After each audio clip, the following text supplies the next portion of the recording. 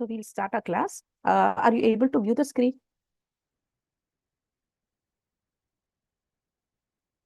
Are you able to view the screen?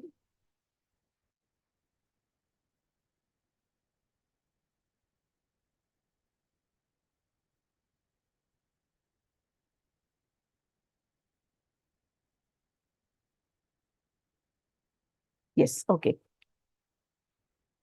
So in your BCR paper, it comes along with your law. So 14 marks is for business correspondence and reporting, right?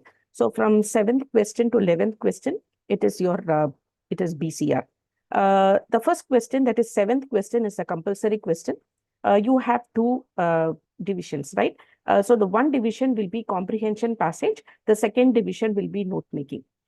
So 10 marks, so that is a compulsory question. So from the balance 8, 9, 10, 11, you need to attend any three.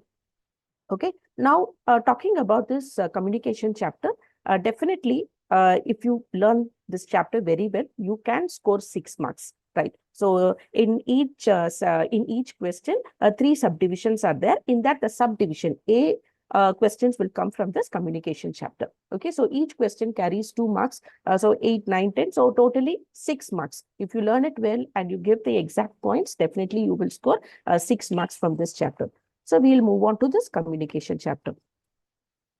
Now, communication. So this word is derived from a Latin word, communicare, which means to share.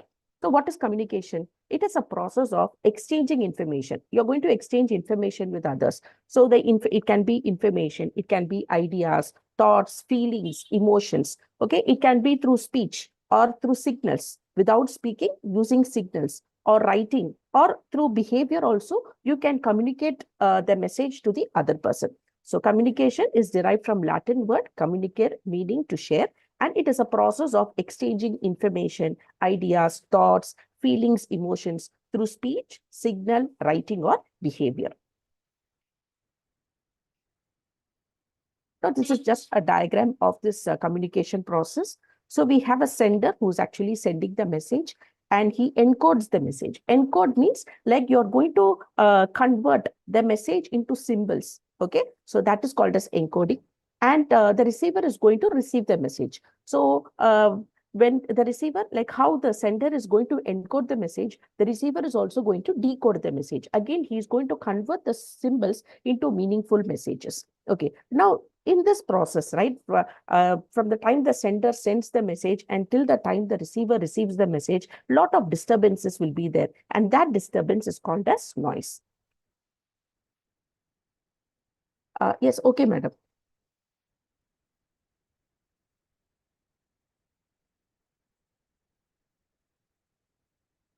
So this is the diagram. Yeah, I'll check it.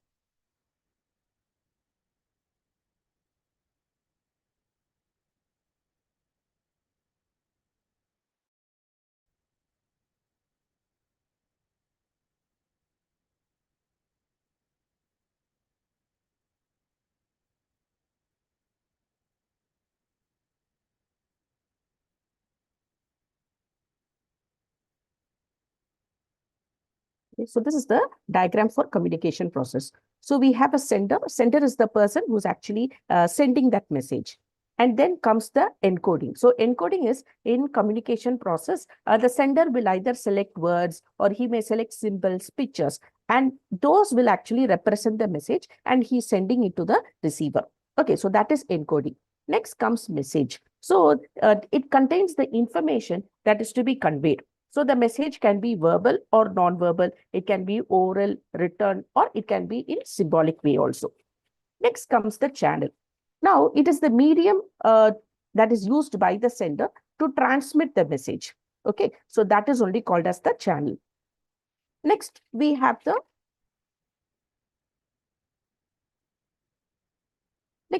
receiver. So receiver is the person who is going to receive that message. Okay, so the party to whom the message is intended to be sent, that person is only called as the receiver.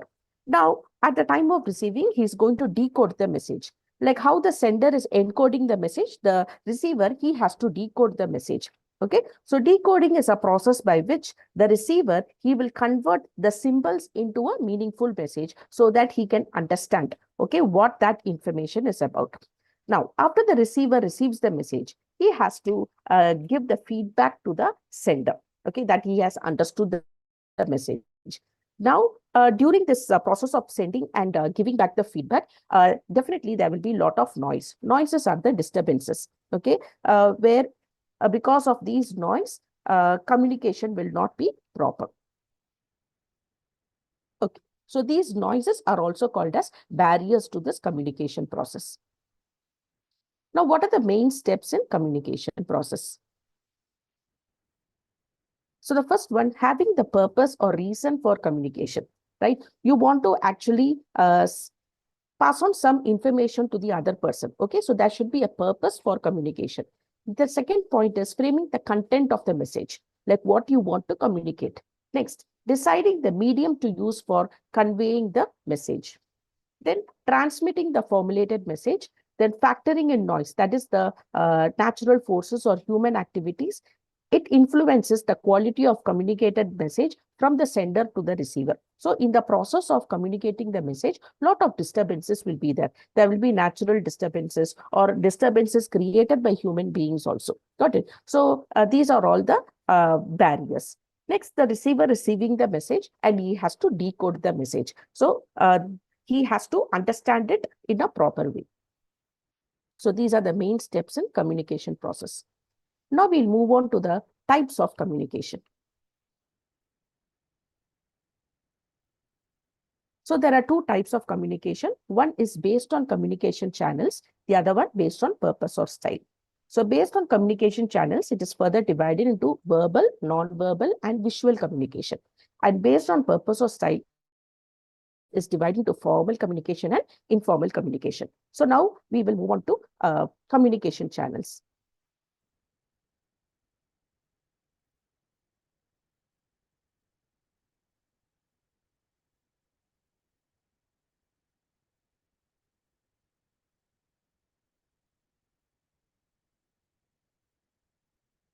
So the first one is verbal communication. So under verbal communication, you're going to use words, languages in order to deliver that particular message. So it is the easiest and fastest and successful form of communication. Now, there are two types of verbal communication. One is oral communication. The other one is written communication.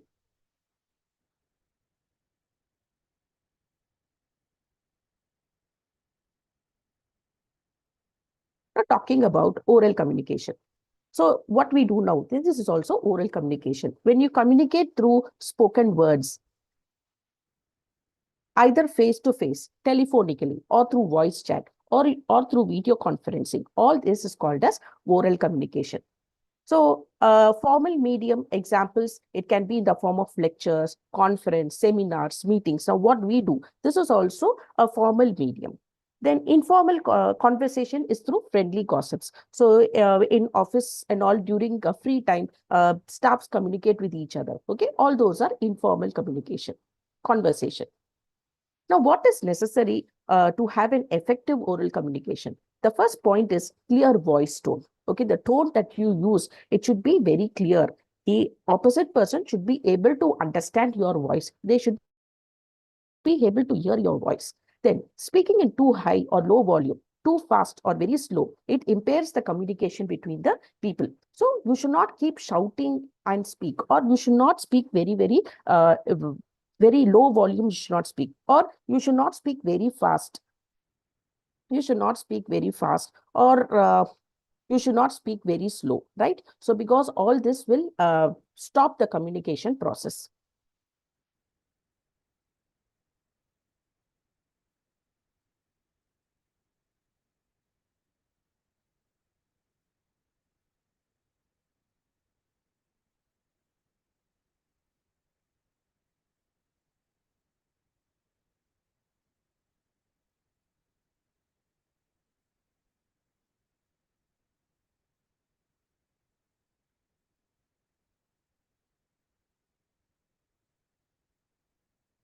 So what are the essentials of oral communication? The first one is there should be proper pronunciation. Okay. Then listening and conversation. You should first be ready to listen to what the other person speaks. Okay. And then you can converse. The grammar should be proper. Vocabulary should be there. Noticing language. Then the presentation, face-to-face or video interview. So all these are essentials for an oral communication. Next, we are moving on to written communication.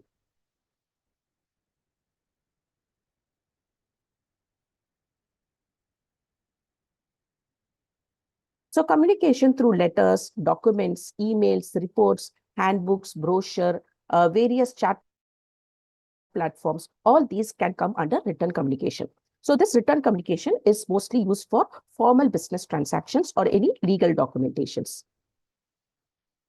And what are the effectiveness for a written communication? The first point is the writing style.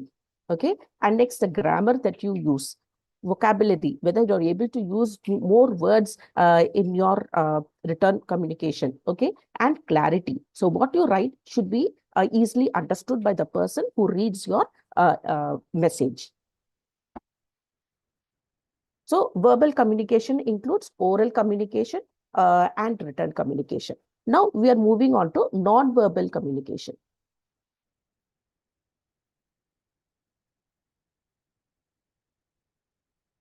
So non-verbal communication, it is a process of communication by sending and receiving wordless messages, and it also helps in verbal communication. So in non-verbal communication, it is sending and receiving of wordless message. You're not going to speak, you're not going to write and all. Okay, that is only called as non-verbal communication.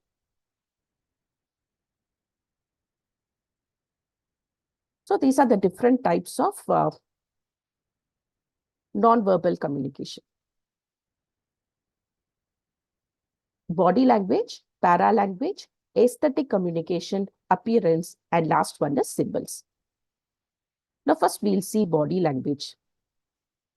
Okay, so communication through facial expressions or through gestures, touch, other physical signs, all this can be called as body language. So suppose if you are leaning forward, it indicates that you are interested. If you're leaning backward, it indicates that you don't have interest in that particular matter. And you can smile, you can frown, or pursing the lips, right? Like that, or clenching of wrist. Now, all these emotions can be expressed, okay, in a non-verbally way. So it transmits emotions which are not expressed through verbal communication. So you can see a person who's sitting there. There are different type of gestures that he is creating. Now, each gesture will indicate, okay, there is a message for each gesture, right? So this is only called as body language. So body language constitutes 55% of all communication. Next, we have paralanguage. The voice quality, tone, pitch, the stressing of words, the style of speaking, all these features can be called as paralanguage. The way one speaks rather than the actual words used reveal the intent of the speaker. So we have heard a lot of motivational speeches and all by many people. Many people come up with motivational speeches. So more than the words that they use, the way they speak, that will actually motivate us. Okay. So the tone of voice accounts for 38% of our communications. Next comes aesthetic communication. So art forms like music, dance, painting, sculpting, this is also a means of communication, right? In temples, we have seen, we have a lot of singers, dance styles also we have, paintings, right? All that. Through that also, informations can be, messages can be communicated. So these can be the thoughts and feelings of artists.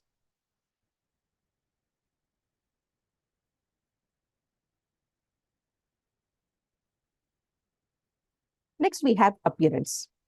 A well-dressed, groomed person is presumed to be organized. So if a person is neatly dressed, we assume that he is an organized or she is an organized person. A shabby person who fails to make a favorable impression. So if a person is not properly dressed, okay, so sometimes they may not be able to create a good impression. So the dress code in office is always formal. And for men, formal suits, trousers with plain white, light colored shirts, leather shoes. And for women, it can be formal two-piece trouser, skirt set, formal ethnic wear like sari. All these are permissible. Next, coming to symbols. So symbols may relate to religion or sectarian symbols. Okay, we have a lot of political parties, right? So each political party will be having a particular symbol. So sectarian symbols. So symbols can be related to religion or to different political parties and all those symbols will convey a special meaning. Next comes visual communication. In visual communication, visual aids like signs, typography, drawing, graphical design, illustration, they used to convey the message or reinforces the written communication. So when we travel, right, we have seen the traffic the signs, okay, the road and traffic signs and all. So by looking into it, we will know whether that is U-turn, whether it is not U-turn is not U-turn is not there, or a zebra crossing, all that will be there, or whether it is a school zone or hospital zone. All those informations we can get by looking into these signboards. Visuals like graphs, pie charts, flow charts, they also convey information in a very clear and concise manner. And these kind of charts we mostly use it in presentations, business presentations and all we will use. Okay, so we have finished based on the first one we finished. Now moving on to the second, based on the style. Formal communication and informal communication. So first one, formal communication. Formal communication can be either oral or written, and it is necessary to follow the rules and principles that are followed in that particular company. Okay, so it follows certain rules, principles, conventions. Hierarchy in the organization is to be followed. Okay, so if the CEO wants to communicate a message, so it will go in that chain of command.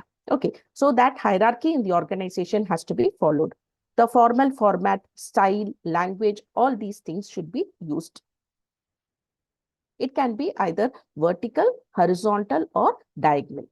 So if it is vertical, it means that superior is communicating the message to the subordinate. If it is horizontal, then the people who are in the same job position, right, in different departments, they are communicating with each other. And if it is diagonal, maybe that is the production manager, he wants to pass on a message to a staff of the finance department, right? Then that is a diagonal communication.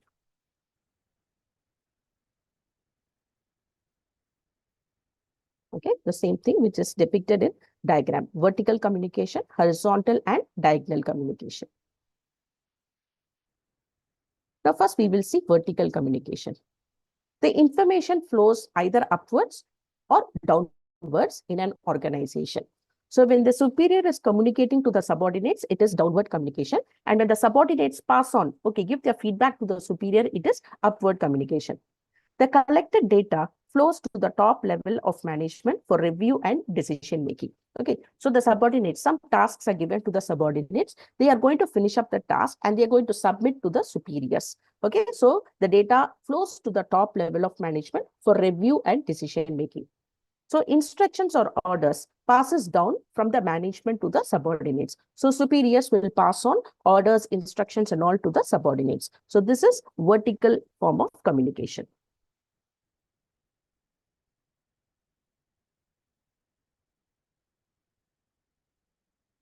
Next, horizontal communication.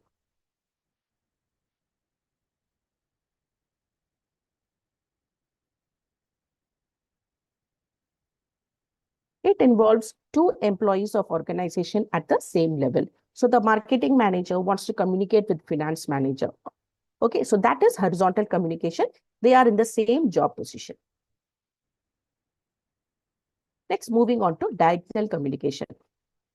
Cross-functional communication takes place between employees in different levels of organizational hierarchy. So I told you, no, so production manager wants to talk with the staff of the finance department. Okay, so that is a diagonal communication.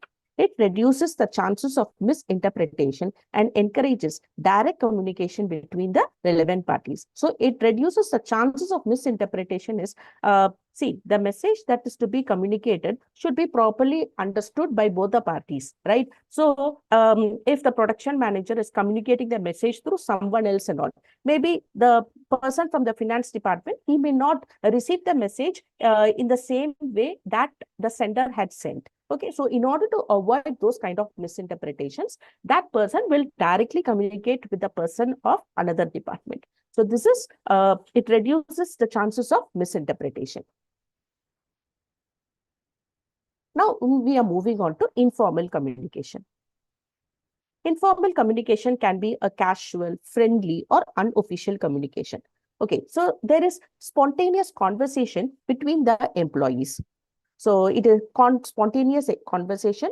There is exchange of information between two or more persons without the need to follow the prescribed rules, systems, formalities, or the chain of command. Okay, so informal communication, yes, we need to follow the formal chain of command. But whereas in informal communication, all that need not be followed. So it is between families, friends, neighbors, members of the community, social relations based on common interest. Information flows from any sources in any direction. Okay, so all kinds of information you will be receiving in an informal communication setup. Now moving on to grapevine. So this grapevine is also called as gossip in office. Okay, so employees in an organization interact with each other outside the formal domain, also called as gossip in office. So employees of different departments at different levels meet and discuss matters very casually and informally. So grapevine satisfies the social needs of the people. Yes, what is a social need? Like, we need to be loved and accepted by our peer group, right? Just imagine you go to an office where nobody speaks to you, right? Nobody is happy with your presence. Like, in that situation, you don't feel like working there. So what is the social need? You need to be accepted by all. Got it? So grapevine satisfies the social needs of people. It helps in building up business relationship, and it helps in addressing the needs and grievances of employees. So there will be complaints for employees. So this is the best method to communicate the complaint to the other person. Now moving on to networks and communication.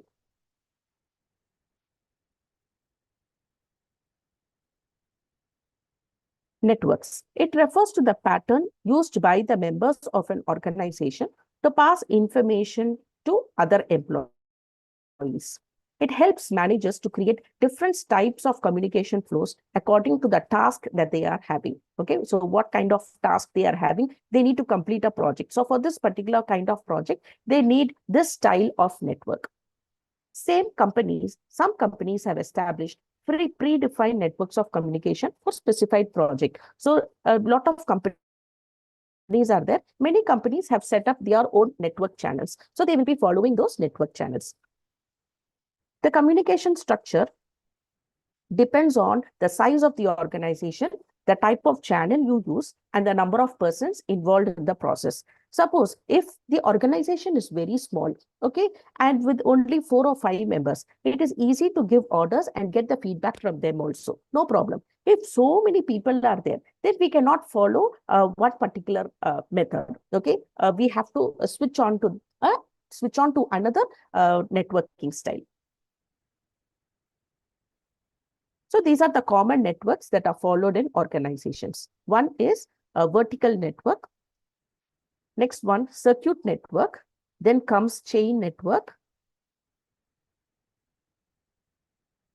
wheel network, and star network. So these are the 5 types of networks that are followed.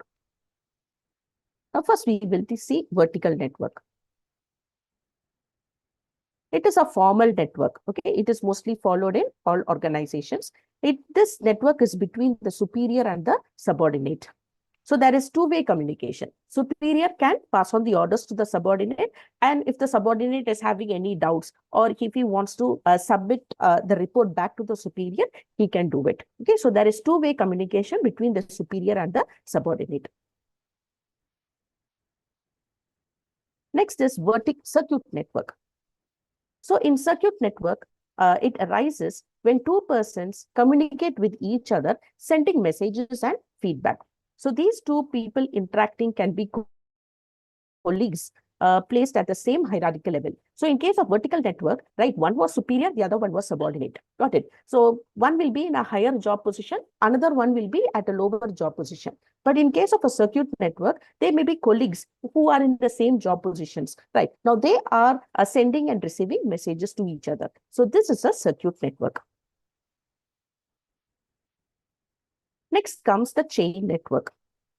It arises when the communication pattern follows the chain of command from the senior to the junior. So under chain network, that formal chain of command is being used. The communication starts at the top. The supervisor, manager, or the CEO gives his instructions to the subordinates. So in this diagram, we can see that A is the boss, okay, and he is having subordinates this side, B, C, D, and E, F, G. So A is passing on the message to B, B is passing to C, C is passing to D. Okay, so this is an example of chain of command where the formal hierarchy is being used to transfer the messages. The chain network is time consuming and sometimes the communication may not be clear also. Suppose A wants to pass on a message to D. So what he does, A is passing the message to B, B to C, and then only C to D it comes. Okay, message is flowing in that way. So there are chances of misinterpreting the message. He may not understand the message properly. And it is time consuming also. He will not receive the information quickly. Next comes wheel and spoke network. In this organization, one single person has controlling authority. He gives instructions and orders to all his employees. So employees receive instructions directly from the leader and they report back to him. It is efficient for small businesses. It is an inappropriate way of communication in large organizations. So you can see the diagram. So A is the boss. He is having only very few employees. So all the instructions are flowing from him. So A is having direct contact with B and B is also giving back the report to A. So, but this is possible only in a small organizational setup. If it is a big organization, definitely A will not be able to perform his task properly. Large organizations need more decision makers. So business will suffer if the central person is incompetent. Okay, so in large organizations, so many decisions have to be made, right? All the decisions cannot be taken by that single person because he may be competent in one particular department. He may not be competent. He may not be having the skill in another department. So that will be a limitation. So it is in a big organization, it is always better to have a decentralization of power. Next comes star network. It has multiple channels of communication and it is open between all managers. So it propagates group communication. This is essential when teamwork is involved. The members communicate and exchange information very freely. So by seeing the diagram, you can easily understand. See, A can communicate with B, C, D, and G. Each person can communicate with each other. Okay, so if this star network will be a hit when a small team is being formed to complete a project. Okay, so there will be good flow of communication among the team members. Okay, now we'll move on to characteristics of effective communication.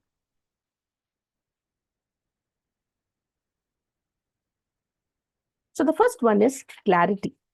So the spoken or written communication should state the purpose of the message very clearly. So whether you speak or whether you write, what you want to write, what you want to speak, right? That message should be clear. It should be easily understandable by the receiver.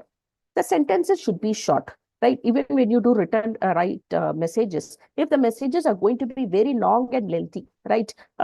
People will not be ready to read such long messages, right? If it is short and crisp, they are ready to understand. It will be easy to understand. Each idea should be explained in separate bulleted points. So this is more important when you write your theory papers and all, right? Instead of writing in paragraphs and all, you write in bulleted points. So the important informations will contain in that bullet points. It is the way of presenting your answer sheets also. So first point is clarity.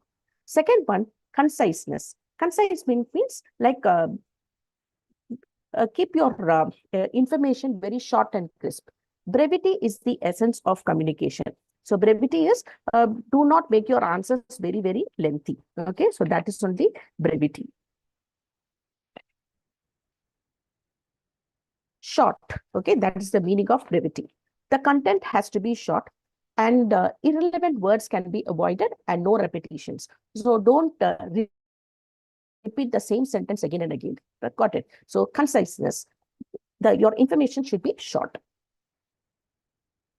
Next comes concreteness. The content has to be tangible. There must be sufficient proof to support your argument.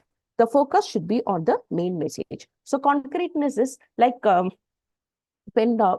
any a decision is taken by the board of directors. Okay, now they want to declare a dividend.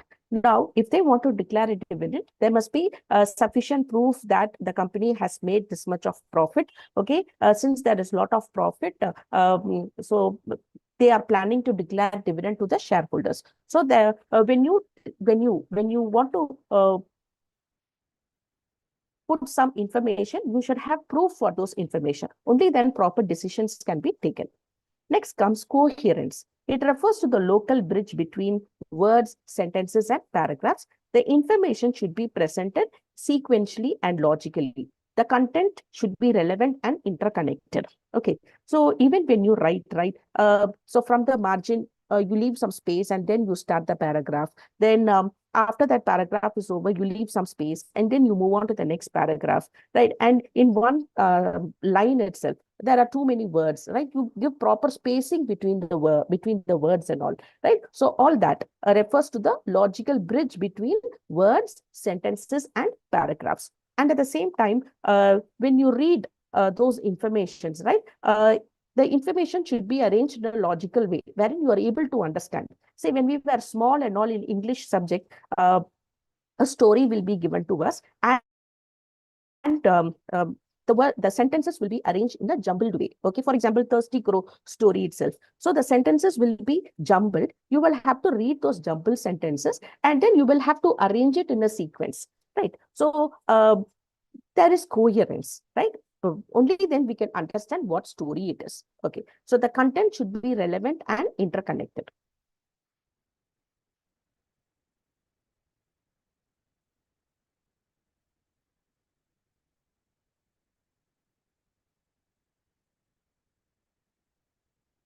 Next comes completeness. A complete information conveys all the facts and information required by the recipient. The messages are conveyed based on the receiver's intellect. It helps in building the company's image and helps in decision making. Completeness. So whatever information you are trying to put across, that information should be complete, right? Do not give incomplete information. See, in annual reports of companies and all, they are disclosing the financial information, right? So the full details, training, P&L, balance sheet, all informations are being published. So the information that you provide should be complete. Okay. The messages are conveyed based on the receiver's intellect. True. Like if you're having good knowledge about the terminologies that are used in accounts and all, then when you go through an annual report, you can easily understand what the report is trying to say, right? So all these informations should be given based on the intellect of the receiver. So if you go and give this annual report to a 5th standard kid or 5th standard, 4th standard kid, like they won't be able to understand what it is, right? So based on the level of intellect you have. So based on that, these reports are being prepared and it is being submitted to that target group. It helps in building the company's image and it helps in decision making. Okay. Next one, courteousness. So the sender has to be polite, respectful, open and honest with the receiver. So that is very, very important. So when one person speaks to another person, the person who speaks, right, he should be polite, and he should respect the other person also. The sender of message should take into account the viewpoint and feelings of the receiver of message. Definitely. So if I want to put across a very harsh matter, right? So we can tell it in different ways.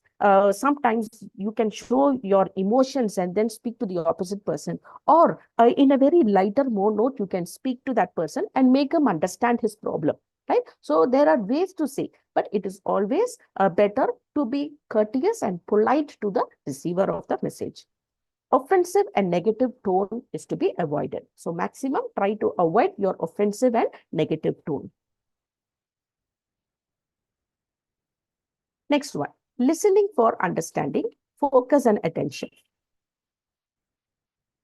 A good listener listens to the spoken words and he observes carefully the non-verbal clues in order to understand the message. He absorbs the information, processes it, understands the meaning in order to form an intelligent response. So what does a good listener do? He will first listen to what the other person speaks. He will observe carefully, okay, the words that are spoken, that speaker's body language, the non-verbal clues, everything he will try to understand, okay? And then he will process it in his mind. And then if any questions are asked, he will come up with proper responses. Then focus and attention. Keeping the focus and attention during the conversation is essential for an effective communication.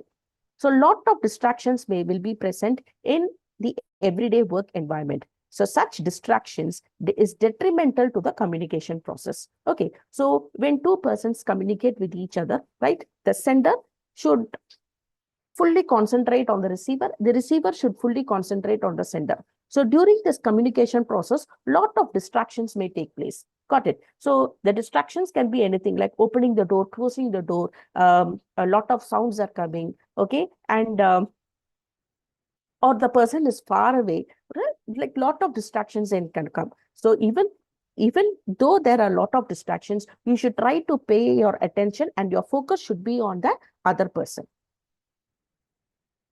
Next, emotional awareness and control.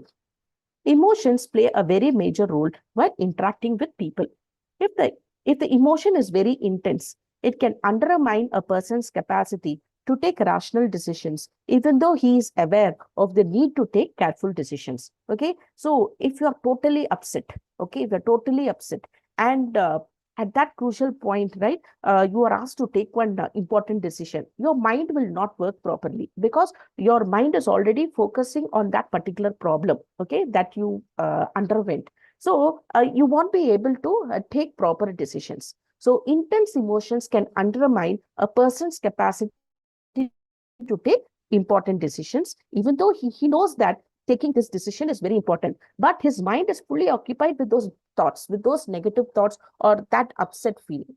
It is important to understand your emotions and respect the emotional state of others in order to have a smooth interaction.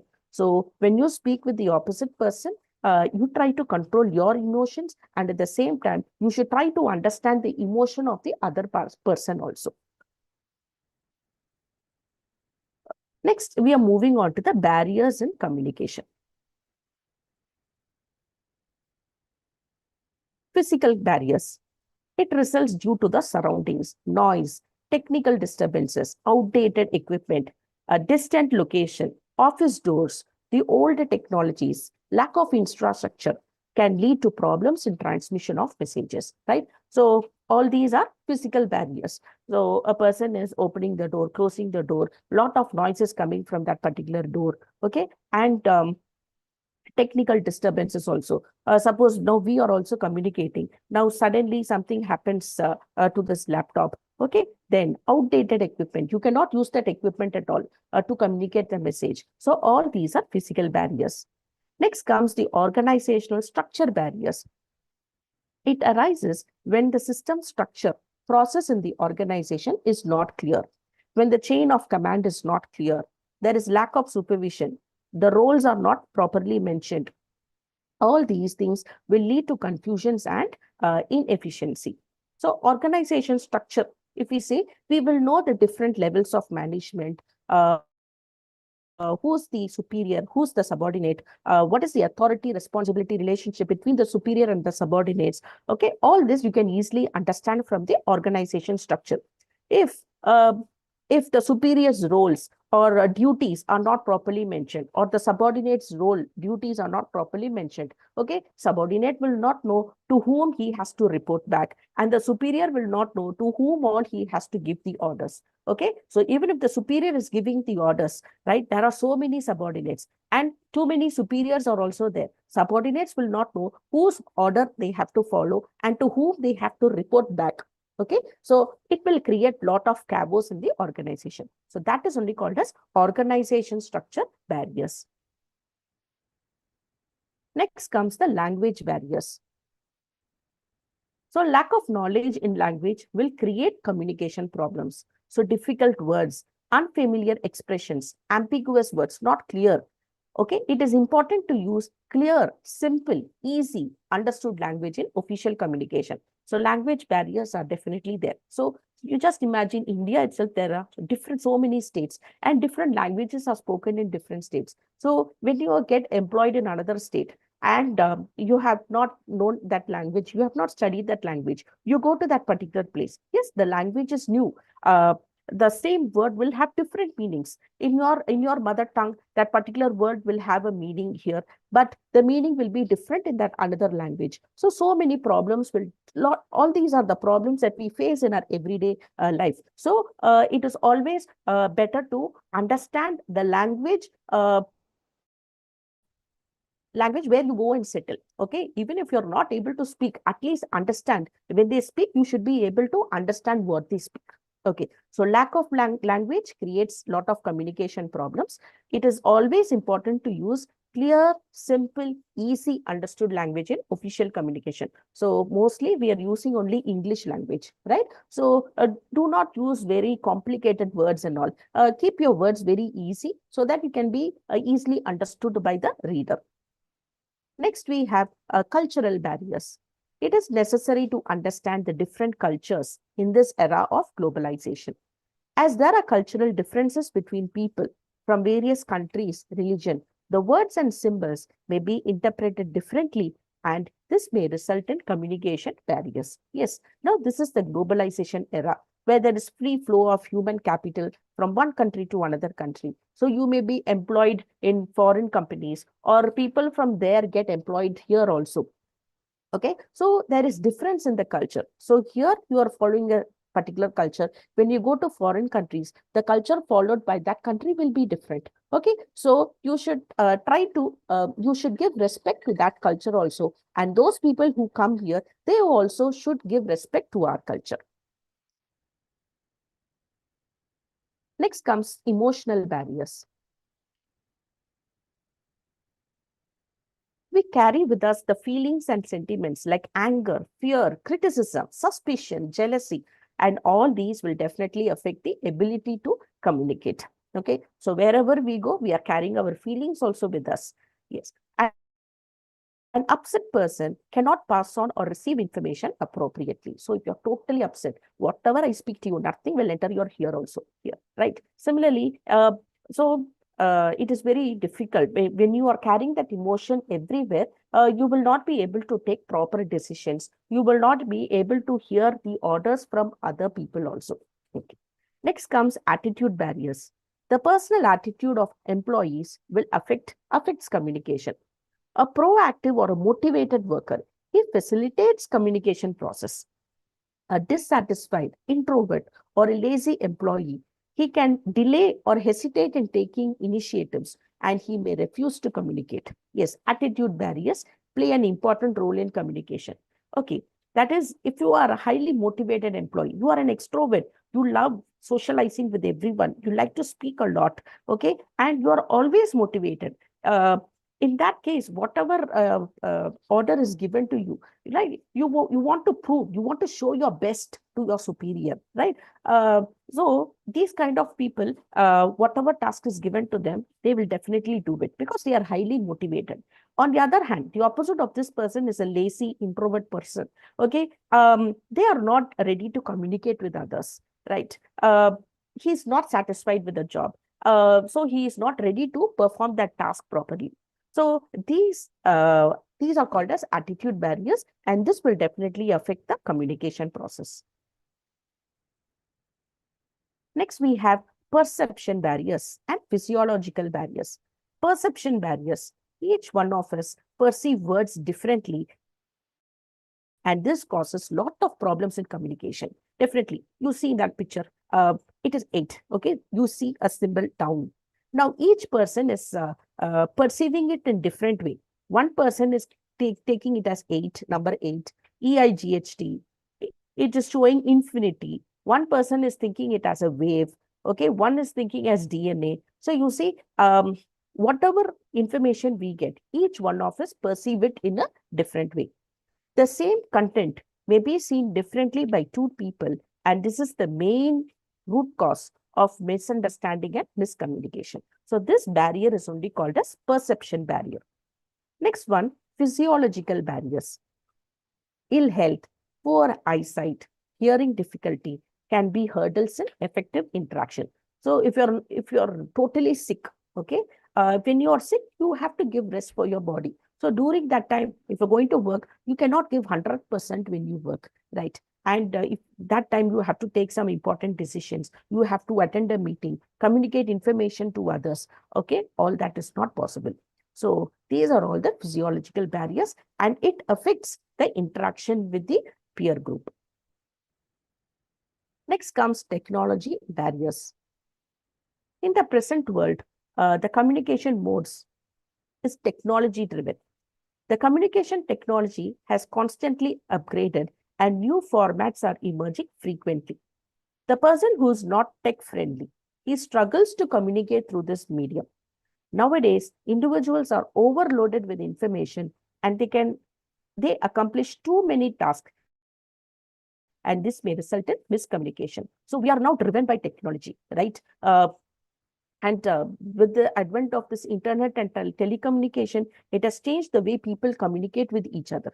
Okay. And we individuals, we are overloaded with information. So whatever you want, you can go to Google, you can get that information. So loads of information are being pumped into your mind, right? And too much of information is also sometimes will be a problem for you, because tasks are given to you, and you will be performing multiple tasks at the same time. Multitasking you will be doing. So when you're doing multitasking, you won't be able to give 100% to one particular job, right? Absolutely, like that you keep seeing. So that will also create problems when you communicate with others. So a lot of informations you may forget. Okay. So these are all the different barriers. Okay. So we have revised communication chapter. So as I already told you, 8, 9, 10, 11. Okay. In these question numbers, so each question carries 2 marks from this particular chapter. So revise this chapter very well. Okay. Learn and write and practice also. You can easily score 6 marks from this particular chapter. Okay.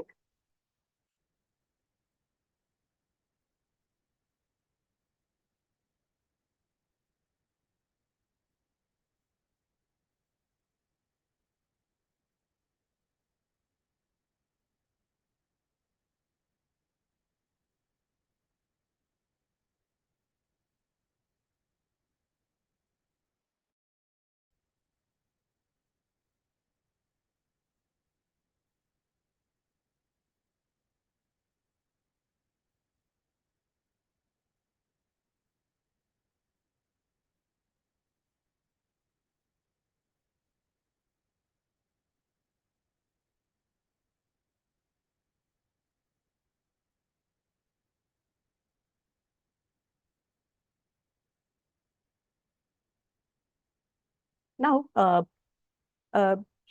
8A, B, C. Okay, there are 3 subdivisions. In A, you will be asked from communication chapter. Then the B question, it includes chapter 2 and chapter 3. That is vocabulary chapter and grammar.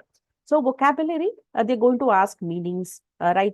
You have idioms and phrases also. What is the meaning of that particular idiom? So like that questions can be asked. So from vocabulary chapter, you try to revise the words and all. Okay. And sometimes they may ask the same words, or they may ask which are not there in your book. Okay. So both possibility is there.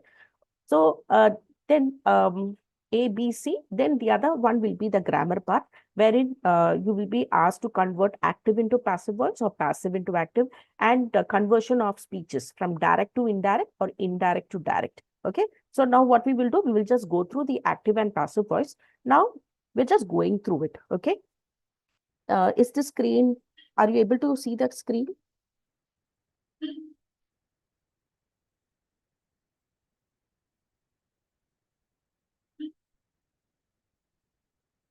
Are you able to see the screen?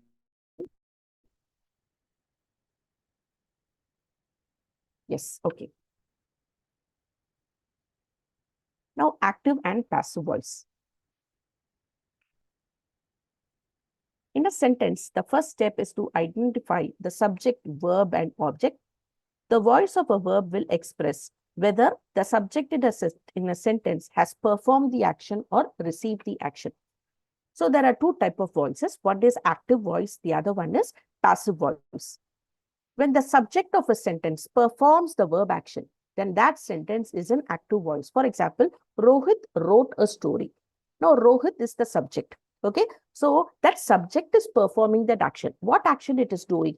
It is Rohit wrote a story. Okay, that action, that verb, that writing action is done by Rohit. Okay, so the subject performs the action and it comes before the action.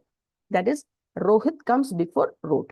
The object receives the action and comes after the action. So, example of active voices like Rohit wrote a story, Sanya sang a song. These are examples, or rather hit the ball. So that is the active voice. Now coming to passive voice, when the subject of a sentence receives the verb's action, or if it is the receiver of the action, then that sentence is in passive voice. For example, a story was written by Rohit. A song was sung by Sanya. The ball was hit by Radha. Okay, so all these sentences are in passive voice. Now we will see the rules. Rule number one, change the position of subject and object. So in active voice, the sentence structure will be subject, verb, object. So when you convert into passive voice, okay, the last word will come to the beginning and the word that is in the front will go behind. Okay, so that is the first rule. For example, active voice, Ram kicked the ball. Now how it is being changed? You see, the ball was kicked by Ram. So ball is coming to the front, Ram is going behind. Okay, and we are using the word by. Ram kicked the ball was kicked by Ram.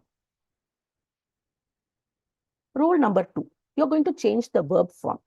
So the rule for present tense, subject plus is, am, are plus past participle plus by.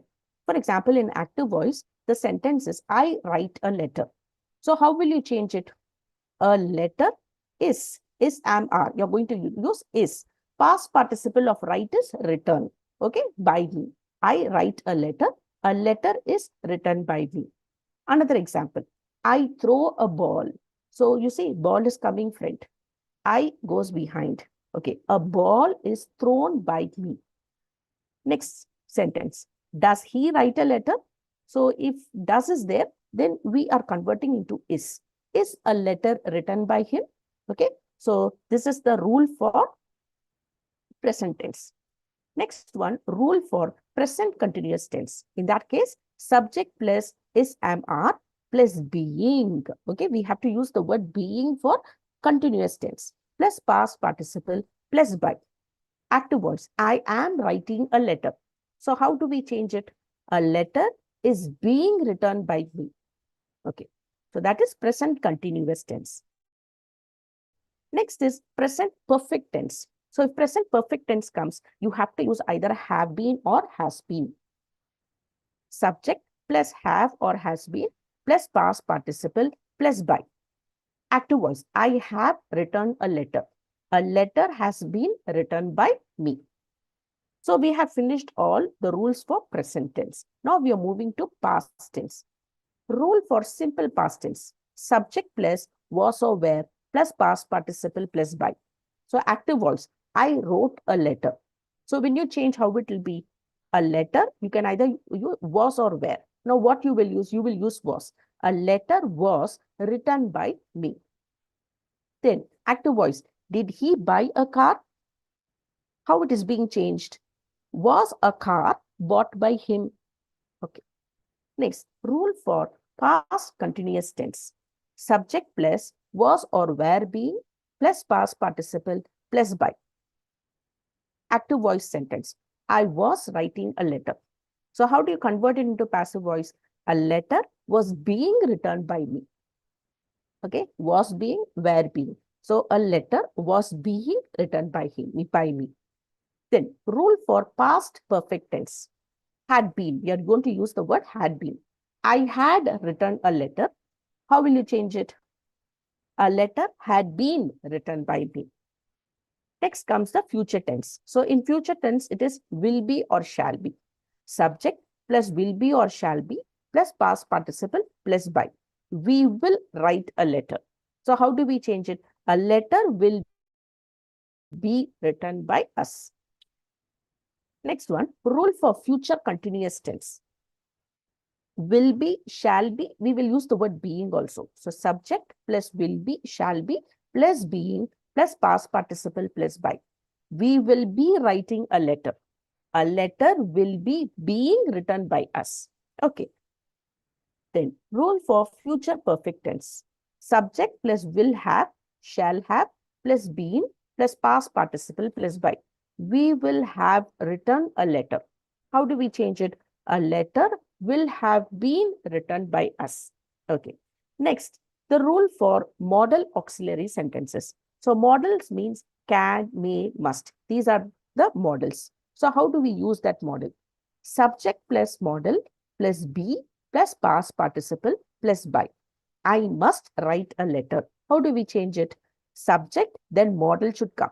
A letter must, then be should come. A letter must be written by me. Okay, that is rule number 2 regarding the changes of verb. Next comes rule number 3, change of pronouns. So in active voice, if you're using the word I, then in your passive voice, you should not use I. Instead, you should use the word me. So some changes. I, me, we, us, he, him, she, her, they, them, you will be you only, it, who, whom. Examples, active voice. I like TV programs with positive content. Okay, so TV programs with positive content are liked by me. So you see, I is getting changed to me. The next rule is addition of the word by, with, to. So if you want to convert active voice into passive voice, you can use the word by, you can use with, or you can use to. Example, she prepares dinner. We can change it to as dinner is prepared by her. Okay, we are using by. Another example with to. She knows him. How do we change this? He is known to her. Okay. Then active voice. Juice fills the jar. The jar is filled with juice. So you see, we can use by, with, or to convert active voice into passive voice.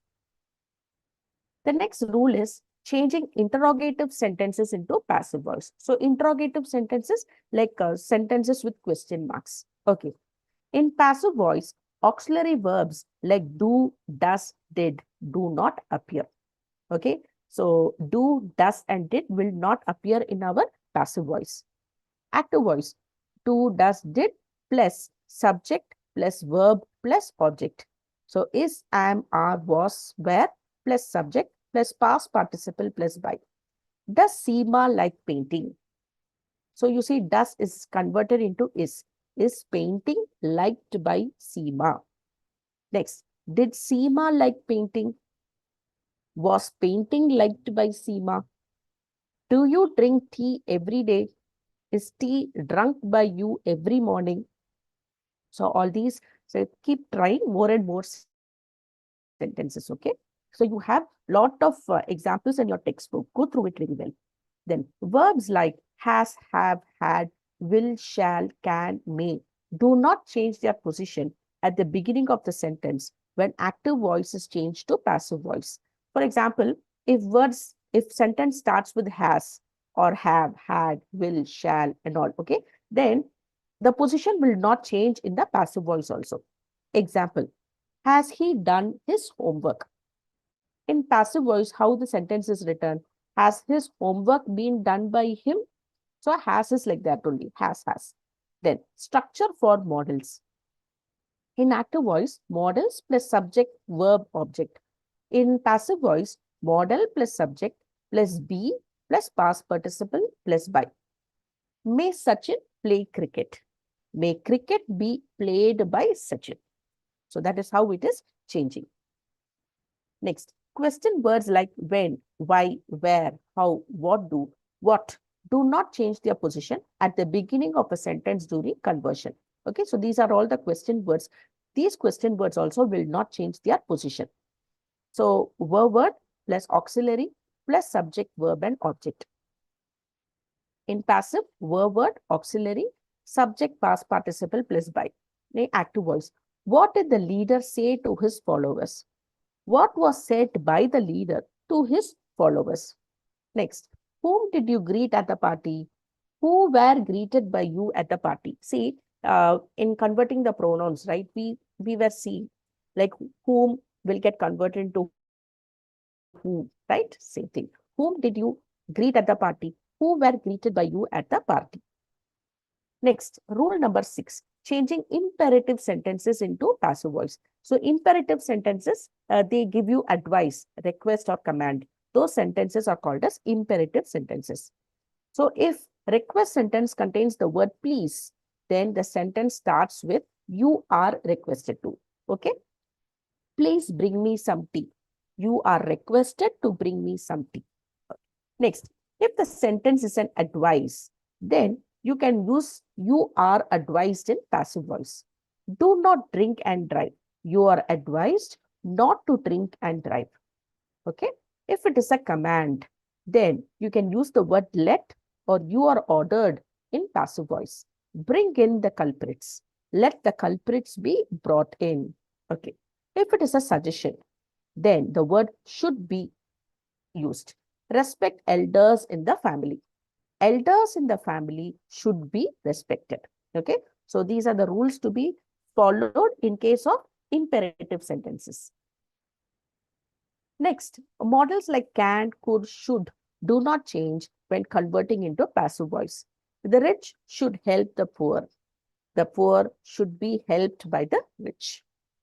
Next, transitive verbs can be changed into passive voice. For example, transitive verbs are action verbs that have an object to receive the action. For example, I baked a cake. A cake was baked by me.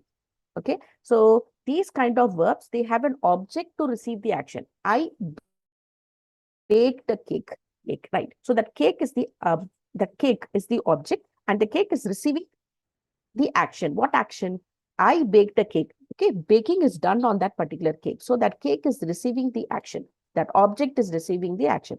So transitive verbs are action verbs that have an object to receive the action. So I baked a cake, that can be converted into a cake was baked by me.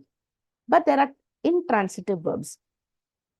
These are action verbs that do not have an object to receive the action. For example, the sun rises in the east. You can't convert it into passive voice. So there are certain sentences like this where conversion is not possible. Okay, now we saw the different rules to be followed for converting active voice into passive voice. Now, if you want to convert passive voice into active voice, then the rules have to be interchanged.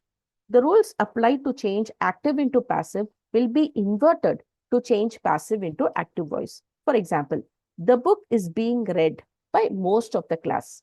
Most of the class is reading the book. Mistakes were made by us. We made mistakes.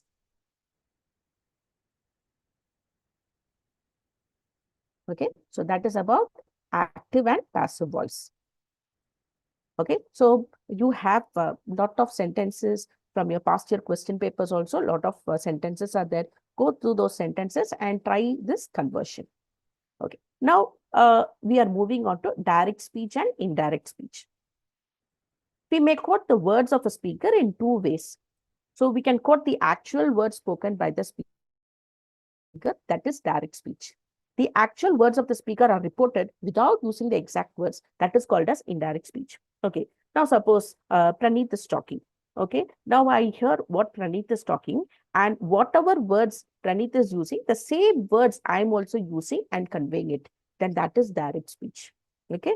Now, if I listen to Praneeth, I understand it, and then I put it in my own words, then that is indirect speech. Okay. Direct speech, the actual words of the speaker are quoted as it is. So the words, the actual words that are spoken will be put within the quotes. And comma is used between the reporting verb and the direct speech. Like he said, she said, okay? There will be a comma, and then you're opening two quotes, and within that quote, you are writing it. Example, she said, comma, within quotes, I am very tired. Okay. Now, indirect speech. When actual words of the speaker are reported without using the exact words, then that is called as indirect speech.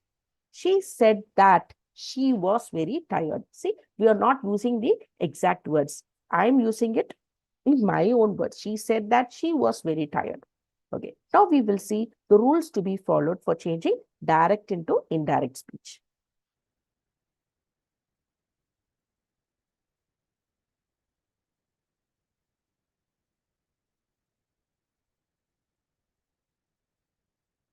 Change of tense in direct and indirect speech. When the reporting verb of direct speech is in past tense, the tense in indirect speech also changes. For example, A, will becomes would in indirect speech. He said, I will miss you. See, he said itself is past tense only. Okay. So he said, I will miss you. Then in that case, that will gets converted into would. He said that he would miss me. That I gets converted into me. Next, simple present tense becomes simple past tense. He said, I want to meet Mr. Peter. How will we change it? He said that he wanted to meet Mr. Peter. So simple present tense becomes simple past tense. That present continuous tense becomes past continuous tense in indirect speech. She said, I am waiting for the bus. How will we change? She said that she was waiting for the bus, because said itself is past, right? She said that she was waiting for the bus. Then present perfect tense becomes past perfect tense in indirect speech. Direct speech. She said he has finished his homework. Now, this has will get converted into had. Okay. She said that he had finished his homework. Next, simple past changes into past perfect. He said, Bill arrived on Sunday. Now, this sentence, everything is past tense only. Now, that past gets converted into past perfect. So, past perfect, now what word we will use? We will use had. Okay. He said that Bill had arrived on Saturday. So, what is the sentence? He said, Bill arrived on Saturday. So, that is past. So that past gets converted into past perfect. So we should include had. He said that Bill had arrived on Saturday. Next one. Past perfect remains past perfect in indirect speech. So past perfect, you will use had. Okay. So that had will be had in indirect speech also. He explained, I had just turned out the light. So how do we say? He explained that he had just turned out the light. Okay. Just same sentence. Next, past continuous changes to past perfect continuous. They told we were living in Paris. They told that they had been living in Paris. So you see, past perfect. Perfect we are using had. So if it is continuous, we will use had been. So once again, they told we were living in Paris. It is getting converted. They told that they had been living in Paris. Okay. Then coming to future. Future changes into present conditional. Right. He said, I will be in Paris on Monday. How do we change that? Will get converted into would. He said that he would be in Paris on Monday. Next, future continuous changes into conditional continuous. She said, I'll be using the car next Friday. She said that she would be using the car the following Friday. Okay, so for certain words, some kind of words will be used. In your next rules and all, you will study. Exceptions. In case of universal truth, the tense of the verb will not change, even if the reporting verb is in past. For example, direct speech. He said, honesty is the best policy. So how do we change it? He said that honesty is the best policy. So we are not converting into past tense.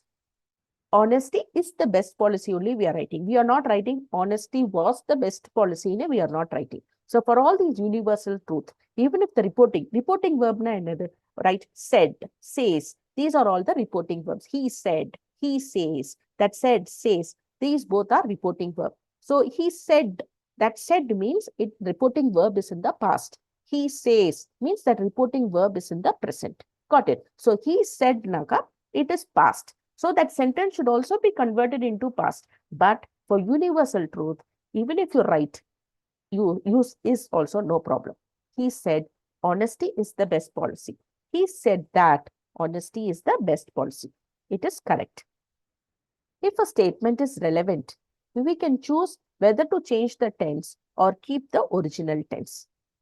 Sheila said, French is easy to learn. Okay, in this case, she said in the past tense. Apo French is easy to learn. You can write it as French was easy to learn, or you can also write French is easy to learn. Both are correct. If the reporting verb is in present tense, the tense of the direct speech will not change. For example, Rohit says. So till now, we saw sentences like he said, she said. Okay, all those are past tense. Okay, the reporting verb is in the past. But see here, the reporting verb is in the present. Rohit says, I like classical music. In this situation, do not change the tense. Okay, keep it like that itself. So how will you write? Rohit says that he likes classical music. Okay, you should not write. Rohit says that he liked classical music. Do not write like that. Rohit says that he likes classical music. So if the reporting verb is in present tense, the tense of the direct speech, okay, with the one which is put within quotes, that will remain, that will not change. Okay. Now we will move on to rule number 2, the change in time words. Direct speech, indirect speech. If the word here is given in direct speech, convert into there. Today, that day, yesterday, the day before, tomorrow, the next day, next week, the following week, next month, the following month, now, then, ago, before, thus, so, last night, the night before, this, that, these, those, come, go. Okay. Now, rule number 3, change of pronouns. The first person pronoun in the direct speech change according to the subject. Okay. Rahul says, I am going to Thailand. Okay. Now, this is a first person pronoun, I. Okay. Who is that I? I is Rahul. Rahul says, I am going to Thailand. Now, how do we change this? Rahul says that he is going to Thailand. Okay. So, I depends on Rahul. Okay. I is Rahul. So, Rahul, he is a boy. So, we are using he in the place of I. Now, Rahul says that he is going to Thailand. So, this is first person pronoun, will depend on the subject, will change according to the subject. Rahul says, which is a subject? Rahul is the subject. Rahul says, I am going to Thailand. So, that I is a pronoun. Okay, it is a first person pronoun. So, that depends on the subject. Who is the subject? Rahul is the subject. So, we are writing Rahul says that he is going to Thailand. Okay, second one. Second person pronoun change according to the noun or pronouns coming after the reporting verb. Okay, I said to Sachin. Now you see two persons are involved. One is I, the other person is Sachin. I said to Sachin, you will have to play cricket. Okay, now this you denotes whom? Is it I or Sachin? You denotes Sachin. Right. Now you read that sentence. The second person pronoun will change according to the noun or pronoun coming after the reporting verb. So I said to Sachin, which is a reporting verb here. Said is the reporting verb. So the subject that comes or the noun that comes after the reporting verb. Okay. So depending on that only, this pronoun will change. Now you see, I said to Sachin, you will have to play cricket. Now this you depends on Sachin. Okay. So I said to Sachin that he would have to play cricket. So you is Sachin. Okay. So it is getting converted into he. I said to Sachin that he would have to play cricket. Okay. So first person pronoun will depend on the subject. Second person pronoun will depend on the noun that comes after the reporting verb. Okay. I said to Sachin. So Sachin is the Sachin comes after the reporting verb. So the pronoun depends upon this Sachin. Then third person pronoun of the direct speech remain unchanged in the conversation. Couple said to me, they will win. Okay. So two persons are here, couple and me, myself. I am there. We both are speaking about someone else. Okay. So if we are going to speak about the third person, that will be like that only. Now you see, couple said to me, they will win. So will gets converted into would. Couple said to me that they would win. Okay, the same pronoun we are using, they. Now you just see, first person pronoun changes according to the subject. So Rahul says, I am going to Thailand. So I depends on Rahul. So Rahul says that he is going to Thailand. Second person pronoun will change according to the noun that comes after the reporting verb. Okay, I said to Sachin. So said is the reporting verb. Sachin comes after the reporting verb. So I said to Sachin, you will have to play cricket. So this you, changing of you will depend on Sachin. So I said to Sachin that he would have to play cricket. Next, third person pronoun of the direct speech remain unchanged. So Kapil said to me, they will win. Kapil said to me that they would win. Okay. If don't is used,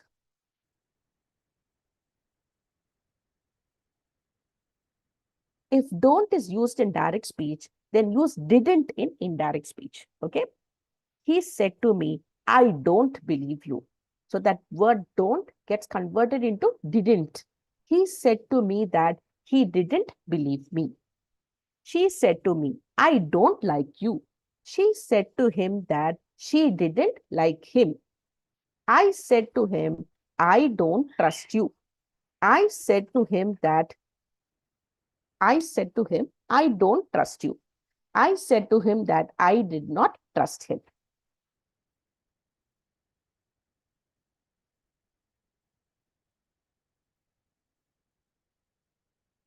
Next, change in models in indirect speech. While converting direct into indirect speech, the modals change in the following way. Like can, may, must, all these are modals.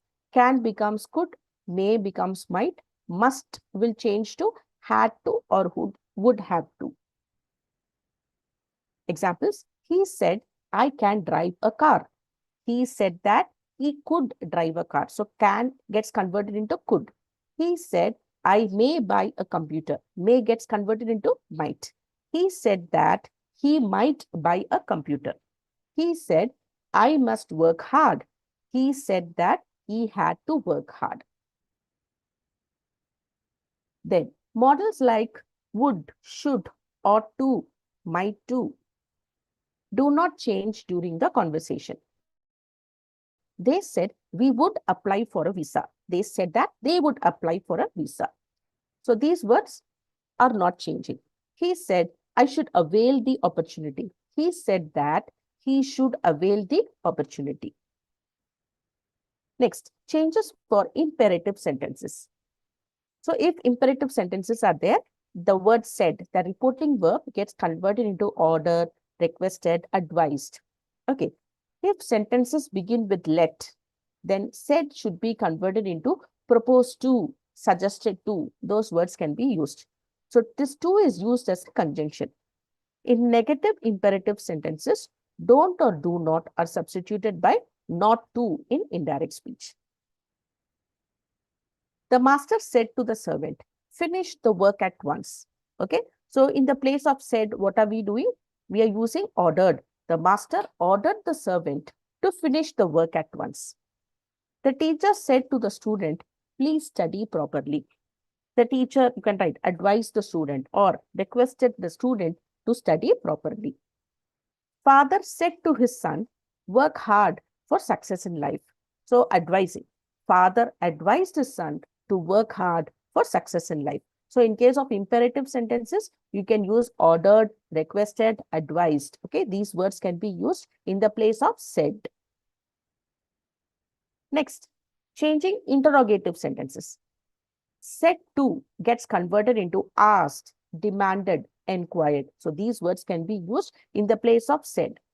When a question begins with verbs like is, am, are, was, where, do, does, then the reporting verb is followed by if or whether. So in your indirect speech, you use if or whether as a conjunction. When sentence starts with question words like what, who, why, where, the question word begins the joining word. Okay, we will see examples. If reporting verb is say or say to in direct speech, you use ask in indirect speech. Says to, direct speech na. Indirect speech la use asks. Will say to, direct speech, then use will ask in indirect speech. Said to, direct speech, use asked in indirect speech. So you see the difference. Say, present. Says, present. Said, past. Okay. Then question mark is replaced with full stop. Example, he said to me, what are you doing? Asking, right? He asked me what I was doing. So you are taking away that question mark and you're putting full stop. The gentleman asked, where is the market? The gentleman asked where the market was. Okay. Then changing exclamatory sentences. So exclamation marks get converted into full stop. Reporting verb changes into following. Like if there is sorrow, exclaimed with sorrow, exclaimed sorrowfully, you can write. If there is happiness in reported speech, exclaimed with joy, exclaimed joyfully, you can use. Surprise, exclaimed with surprise or wonder. She said, alas, I am done. She exclaimed sadly that she was undone. I'm undone. Okay. He said to her, what a hot day. He exclaimed that it was a hot day. You can use these words. Next, in case of greetings, said gets converted to wished. He said to me, good morning. He wished me good morning. You are taking away said and you are substituting wished in the place of said. In case of blessings, wished or prayed can be used. She said to her friend, may God grant you success in your examination. She prayed that God might grant her friend success in her examination. So these are the 9 rules for changing direct into indirect. Now for converting indirect to direct. So use the reporting verb say or said to in its correct tense. Remove the conjunction that, to, if, whether and all you take away. Insert quotation marks. Wherever there is question, put a question mark. Wherever there is full stop, put full stop. Wherever there is exclamatory mark, you put exclamatory mark. Then put a comma before a statement like I said, comma, put a comma. Okay. Write the first word of the statement with capital letter. Okay. I said, comma. Whatever you're writing within the quotes, the first letter should be a capital letter. Then change the past tense into present tense wherever the reporting verb is in past tense. Okay, like I said. Okay, so that whatever is in the past tense within the quotes, it should be converted into present tense. Convert past perfect into past tense. Like this and all, when you read sentences, you can understand. Change the pronouns as per the context. Okay, example, he asked what I was doing. He said to me, comma, open the quotes. What are you doing? Question mark. Okay, W starts with capital letter. He asked if that was his pen. He said, comma, is this my pen? Okay. He said to me that I was his best friend. He said to me, comma, you are my best friend. Okay. So these are the rules to be followed for converting indirect speech into direct speech. So these are all few examples.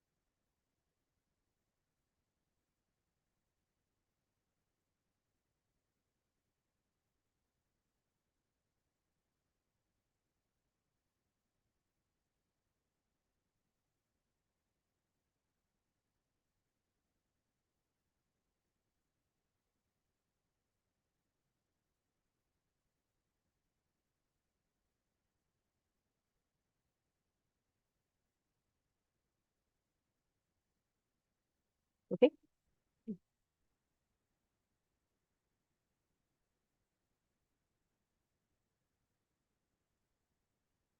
Uh, for active voice, passive voice, direct speech, indirect speech. Okay. And apart from that, you have conversion of sentences, right? Like a simple, compound, complex. So,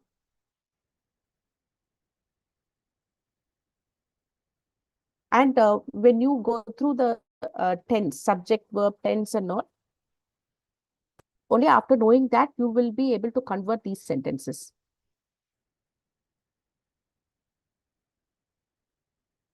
So just a minute.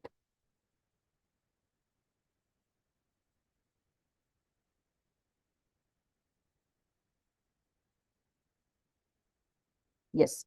Now, talking about from a grammar point of view, so till now they were asking active voice, passive voice, direct, indirect speech. So we do not know. So sometimes they can ask convert simple to compound, or identify the simple sentence, identify complex sentence, identify compound sentence. Like that also they can ask, right? And also, right, the phrasal verbs. They can ask you to fill it up. So you cannot leave any questions from your textbook. You will have to go through everything. Okay. So now we will go through the sentences and how to identify simple, compound, and complex. That we will just go through now. So what is a sentence? It is a group of words. Okay. And when you read those group of words, you are able to understand what is it, then that is called as a sentence. So it starts with a capital letter and it ends with full stop. It contains a subject and a predicate. So now I will tell you what is subject and what is predicate. So these are the different parts of a sentence: subject, predicate, direct object, indirect object, preposition, verbs, phrases, and complements. So when we make a sentence, we will name a person or thing, or we will say something about that person or thing. Okay. So when we name a person or thing, that is only called as subject.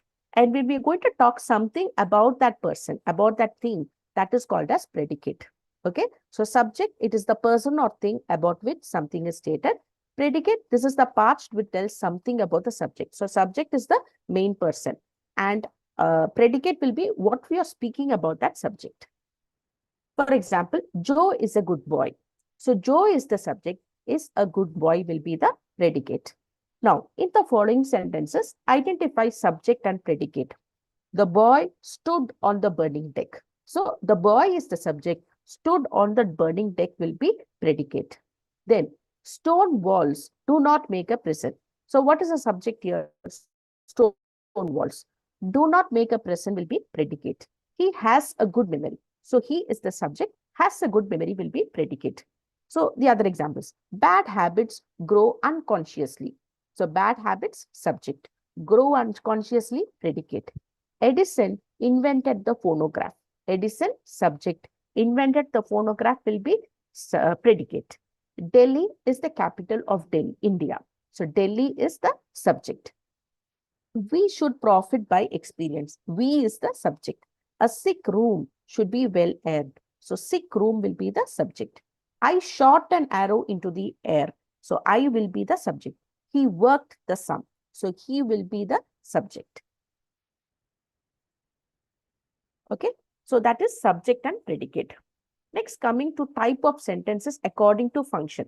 So there are 4 types of sentences: declarative or assertive sentence, imperative sentence, interrogative and exclamatory sentence. So what is a declarative? You are making a statement or you express an opinion. So that statement or opinion can be either positive or negative. And these sentences will end with full stop. For example, it is raining. I like coffee, right? Honesty is the best policy. So these are all examples of declarative sentences. It is just a statement or it gives an opinion. Second one, imperative sentences. So imperative, these sentences will give instructions, order, command, advice, request. All these are imperative. These sentences will also end with full stop. Example, please listen to me. Let us go for a long drive. Get lost. Okay, so all these are examples of imperative sentences. Next, interrogative, right? Ending with full stop. These sentences ask a question and they end with question mark. What is your name? Where do you live? All these are interrogative sentences. Next, we have exclamatory sentences. When you express feelings or emotions, okay? And this kind of sentence will ends with exclamatory mark. What a beautiful piece of art! Exclamatory mark. Hooray! Exclamatory mark. Okay. Now, few examples. Please let me work. So this is imperative. The boys make a noise. Please, the first one, please. Okay, you're requesting. So it is imperative. The boys make a noise. Just plain sentence, statement, declarative. Stand up, imperative. What a clever girl you are. It is ending with exclamatory mark. So it is exclamatory sentence. Where do you live? Question mark, interrogative. What a horrible sight it was. Ending with exclamatory. So exclamatory sentence. My father is a bank employee. Okay, normal sentence, a statement, declarative. Children like sweets. Declarative. Cause simple sentence. Who told you this? Asking a question, interrogative. Go at once. You're ordering, go at once. It is imperative. Okay, so we saw types of sentences. Next, we are moving on to classification of sentence using simple compound complex. So for that, you should first know what is a phrase and what is a clause. Phrase, it is a group of words that do not make a complete sense. For example, in the kitchen. Sentence is a group of words, true. But when you read these group of words, you cannot understand the meaning at all. What is this? In the kitchen, a beautiful dress. At 5 o'clock, it is incomplete, right? So that is a phrase. Now, what is a clause? A clause is a group of words that contains a subject and a verb. It is a stand-alone unit. So when you read that clause, right, sometimes it will be like a full sentence itself. So a sentence can have just one clause or it can have multiple clauses. So or a sentence and the group of words can have just one clause or it can have multiple clauses. For example, he has a chain of gold. Rina lives in London. This is also a clause. In the clause, you have, when you read this, it gives complete sentence. But whereas in phrase, in the kitchen, half, you're not able to get its meaning at all. So what are the types of clauses? There are 2 types of clauses. One is independent clause. The other one is dependent clause. So independent clause, it is a clause that can stand on its own as a distinct sentence. So when you read that, no, you can get the full meaning of that sentence. You need not add any more words to that particular a group of words. Okay, so it is an independent clause. For example, sorry, it has a subject and a predicate. I love eating biscuits. I love eating biscuits. It is a complete sentence, right? So I, I love eating biscuits. It is a complete sentence. So this clause is independent clause. His truck is green. So which means his truck is green in color. Got it? That sentence is complete. So if a sentence is fully complete, then that is independent clause. Next, dependent clause. It is not a complete sentence. It is also known as subordinate clause. It depends on the main clause or the independent clause to express a complete thought. For example, when I grow up, what is the meaning of this? No, the sentence is not complete at all. When I grow up, it is half. So when I grow up depends on few more sentence, few more words, right? Although he sings well, although he sings well, what are you trying to say? We do not know. So these words depend upon the independent clause. Now you see. To turn these dependent clause into full sentences, you need to combine with independent clauses. When I grow up, I want to become a chartered accountant. Now you see, I want to become a chartered accountant. That is a complete sentence, right? When I grow up. So when I grow up is dependent clause. So if you want to understand the meaning of this full sentence, this dependent clause depends on the independent clause. When I grow up, I want to become a chartered accountant. Only then you can get complete, this sentence gives a complete meaning. Got it? So when I grow up depends on the independent clause. I want to become a chartered accountant. Next, although he sings well, he hates karaoke. Okay, so although he sings well, so that is dependent clause. That dependent clause depends upon this independent clause in order to understand its full meaning. Although he sings well, he hates karaoke. Okay, now classification of sentences according to structure.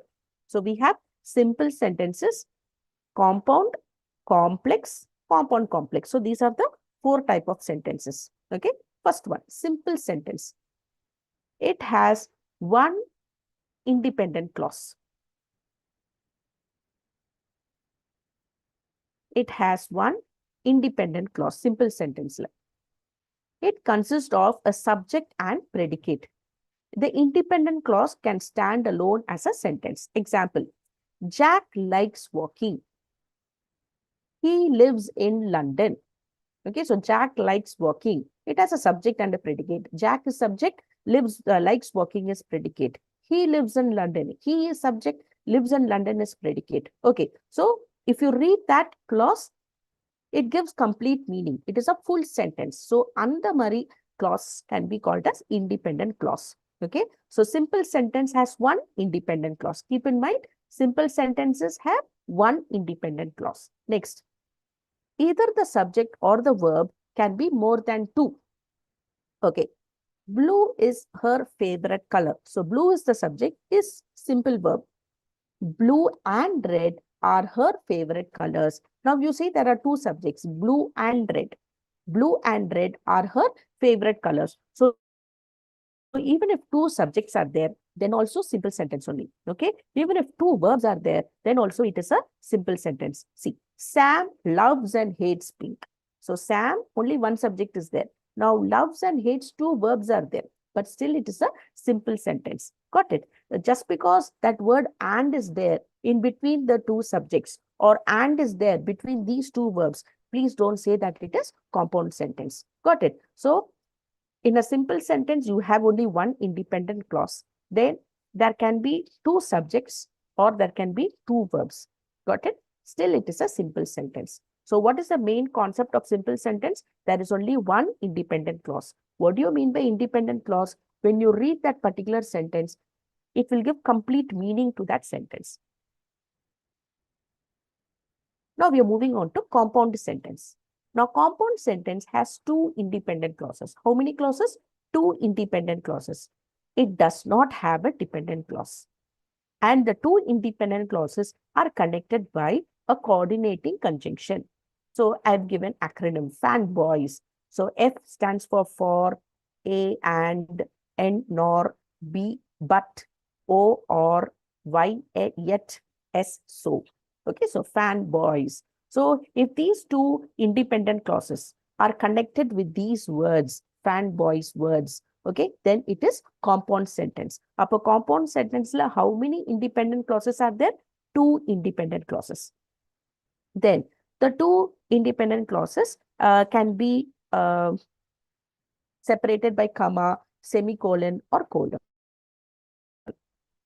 Then what are the other paired conjunctions? So these words can also be used either or, neither nor, both and, not only but also, whether or, no sooner than, rather than, just as so. So these words, if these words are also used, it is compound sentence because two independent clauses are connected using these conjunctions. Example, the robber tried to escape, but the police caught him. You see here, the robber tried to escape. So that is a complete sentence. If you read, you can consider it as a complete sentence. The police caught him. That is also a complete sentence. So how many independent clauses are there? Two independent clauses. Okay. And both are connected using but. I told now fanboys. B stands for but. So it is a compound sentence. Next, she is very popular, comma, yet she is modest. She is very popular is one independent clause. She is modest is another independent clause. They both are connected using that yet. Okay, so it is compound sentence. The men sang and the women danced. The men sang, independent clause. The women danced, another independent clause. They both are connected using the word and. So it is a compound sentence. Okay, so simple sentence, how many independent clause? One independent clause. For a compound sentence, how many independent clauses? Two independent clauses. Now we are moving on to complex sentence. So complex sentence will have one independent clause and one or more dependent clause. Okay, one independent, one or more dependent. Got it? Independent and independent clause and dependent clause are linked using subordinating conjunctions. What are the conjunctions? These are the words after, before, since, when, whenever, while, until, as, once, as long as, where, wherever, as if, as though, how, because, so that, why, in order that, now that, if, unless, until, in case, provided that, if only, that, though, although, even though, whereas, right? So all these words are used between this independent and dependent clause, then that sentence is a complex sentence. Now you see here, whenever prices go up, customers buy fewer products. Now in this sentence, when you read, which gives you a complete meaning, which is incomplete. Customers buy fewer products. Now that portion is complete. Okay, so that will be independent clause. Whenever prices go up, incomplete. It is incomplete. We need more words to understand the meaning, right? So whenever prices go up, so that will be dependent clause. Now in the sentence, one is independent, the other one is dependent. Got? So it is a complex sentence. Next one. I have to save this coupon in case I come back to the store tomorrow. I have to save this coupon. So that is independent clause. Okay. In case I come back to the store tomorrow. So that is incomplete. So that is dependent clause. So this sentence is a complex sentence. Next. The museum was very interesting as I expected.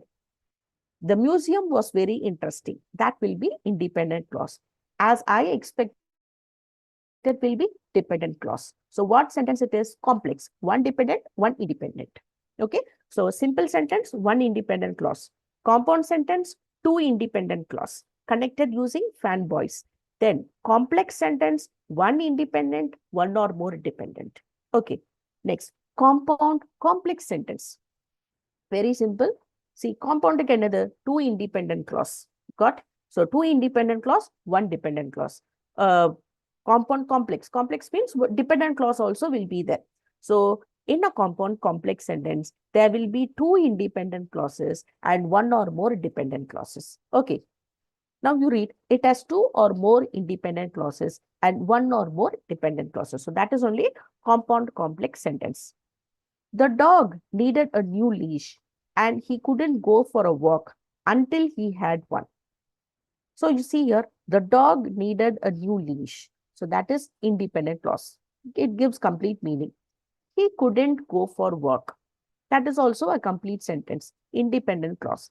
Until he had one, that is incomplete. So that is dependent clause. Now you see, there are two independent clause and one dependent clause. So what sentence it is? It is compound complex sentence.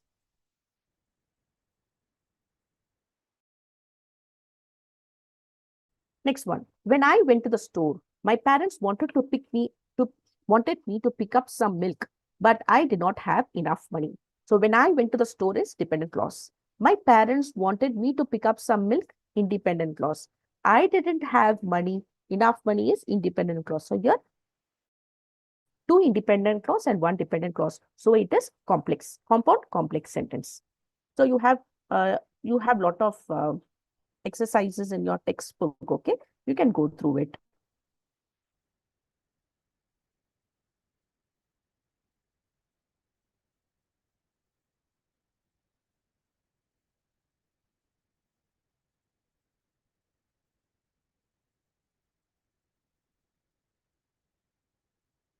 Okay.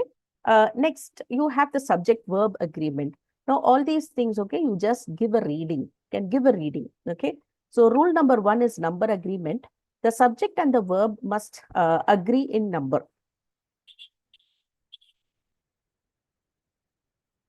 If it is singular subject, the verb also should be singular. If it is a plural subject, the verb also should be plural. Cow is singular, eats singular. Ducks, plural, quack, plural. So the hint is SVS, singular verb will have S. Okay. The dog growls when he is angry. So dog is singular. So this growl, this verb also should be singular, right? So it becomes growls. The dogs plural. Okay. So verb will be growl. The dogs growl when they are angry. Rule number two. Words that come in between the subject and verb will not affect their agreement. The dog who is chewing on my jeans is usually very good. Okay, see, the dog, after dog, few words are there and then is usually very good. So, though few words are there in between, it is not going to affect the verb. Dog is singular. So, here also singular verb only we will use. The dog who is chewing my jeans is usually very good. Next. The colors of the rainbow are beautiful. Now, colors வந்துட்டு, it is plural. So, we will use are. We are not going to use is. Okay. Next, rule for here or there. When sentence starts with here or there, the subject will be placed after the verb. There is a problem with the balance sheet. Okay. Here are the papers you requested. Then, subject after the verb in question. Where are the pieces of this puzzle? Where is the key I left on the desk? Then, subject joined by and. If two subjects are joined by and, they require a plural verb form. The cow and the pig are jumping over the moon. Okay. Billy and Jake are going to the market. Two subjects separated by and. The verb is singular if two subjects separated by and they refer to the same person or thing as a whole. For example, red beans and rice is my mom's favorite dish. So, see, red beans and rice. So, with rice, we are going to add red beans and together only we are going to eat. Okay. So, that is considered as one. Okay. So, red beans and rice is my mom's favorite dish. We will not say red beans and rice are my mom's favorite dish. No, that is one dish. Okay, so red beans and rice is my mom's favorite dish. Then each, every, no. If the words each, every, no comes before the subject, then the verb is singular. Like no smoking is allowed. Every man and woman is required to check in. So no, every, if those words are used, we will use only singular verb. Then multiple subjects connected with conjunctions. If subjects are both singular and are connected by words like or, nor, neither nor, either or, not only but also, then the verb will be in singular. Next, if subjects are both plural and are connected by words like this, then the verb is plural. For example, either Rahul or Christy is to blame for the accident. Okay. Next, not only dogs, but also cats are available at animal shelter. You see, either Rahul or Christy. So both are singular. So we are using is. Next, not only dogs, but also cats. Dogs and cats both are plural. Okay, so we are using plural verb are. If one subject is singular and the other subject is plural, then the words are connected by these things and all. Okay, then use the verb form of subject that is nearest the verb. For example, either the bears or the lion has escaped the zoo. You see, there are two verb subject, bears and lion. So bears with the plural, lion is singular. So you take lion. Okay, so that is the nearest subject. So you use the exact verb. So either the bears or the lion has escaped the zoo, singular verb. Next, neither the lion nor the bears dash escaped from the zoo. So here you see bears, bears is plural. So we are using have. Okay, so neither the lion nor the bears have escaped from the zoo. Next one, units of measurement. The singular verb form is used for units of measurements, like 10 minutes is enough to get there. Then object of preposition. The object of the preposition decides singular or plural verb form when noun and pronoun subjects like some, half, none, more, all are followed by a prepositional phrase. You just go through this example. All of the chicken is gone. See, chicken, it is singular. So we use singular verb is. All of the chickens, chickens plural. So we use plural verb are gone. Then indefinite pronoun. They take singular verbs that end in S, but exceptions are there.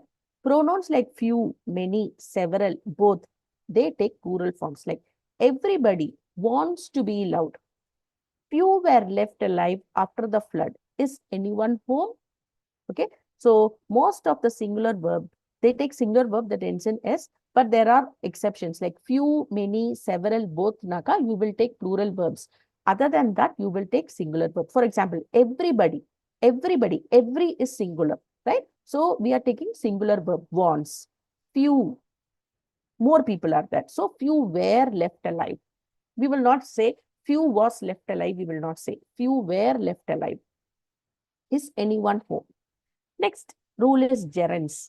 When gerunds are used, words ending with ing, okay, as a subject of a sentence, they take singular form of the verb. When they are linked by and, they take plural forms. Standing in the water was a bad idea.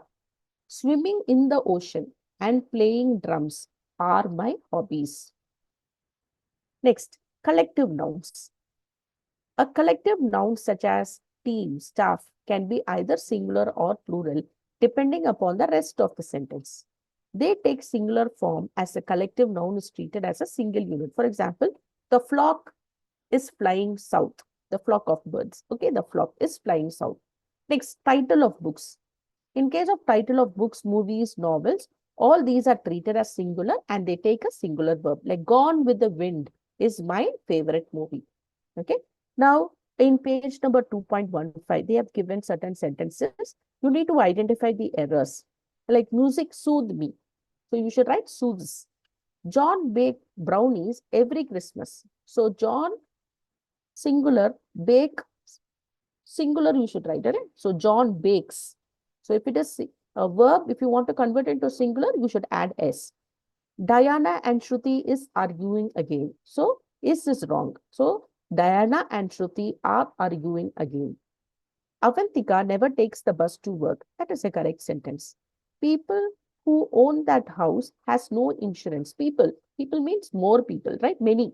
So it is plural verb. The people who own that house have no insurance.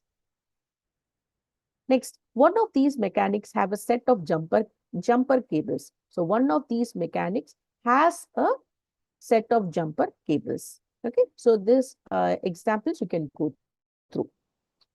Okay. Next, it is about the tenses. So tense of the verb will explain the time of action. So present tense, something that is happening now.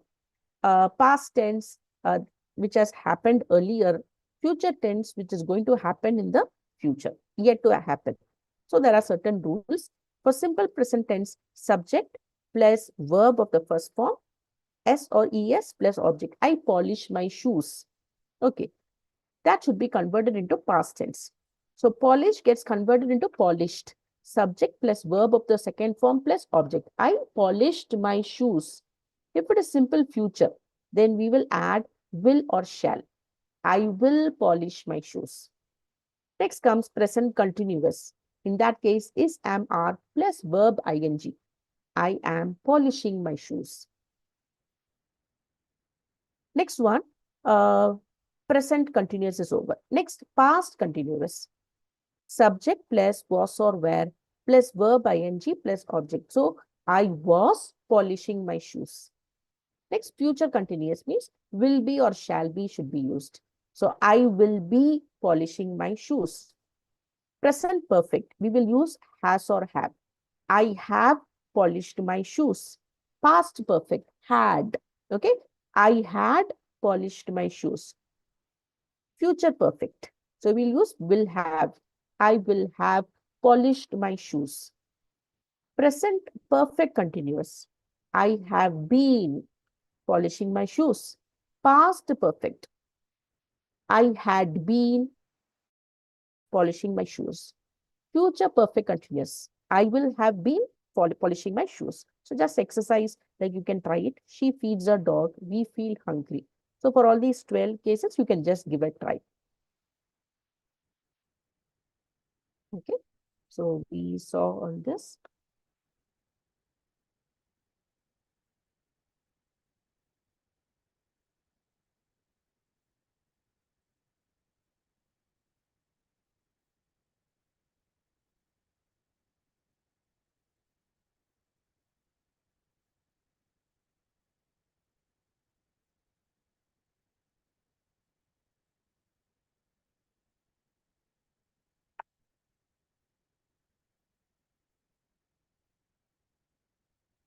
Okay.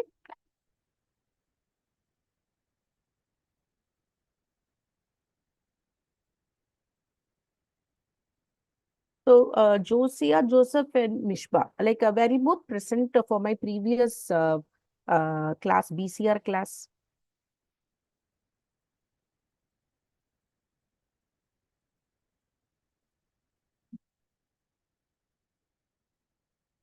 Very both present. Josiah, Mishba. Uh, no, I'm just asking you. Were you present in my previous class, BCR class, where I took, you were not, Josiah, you were not present. Okay, fine. So now I will give you the format for all the writing skill chapters. Right? I wanted to know, like, right, if you both had attended those classes, then it is just a repetition again. Okay. So if you're not attended, then I will just give you uh, the formats. Okay. I just wanted to know that. That's all.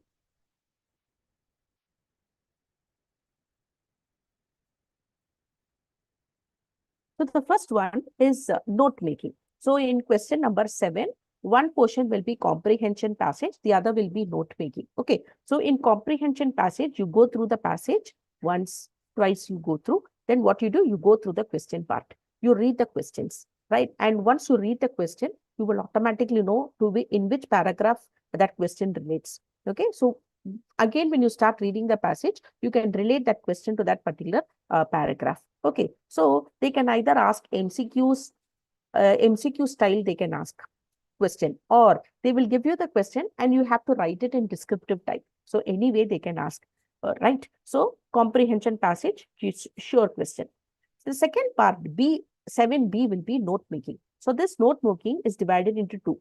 They will ask you to prepare notes, and the other one, they will ask you to prepare summary for that notes. Okay, so Note making is a practice of recording information from another source. Now, this is the format. So you go through that passage, you give a heading, okay?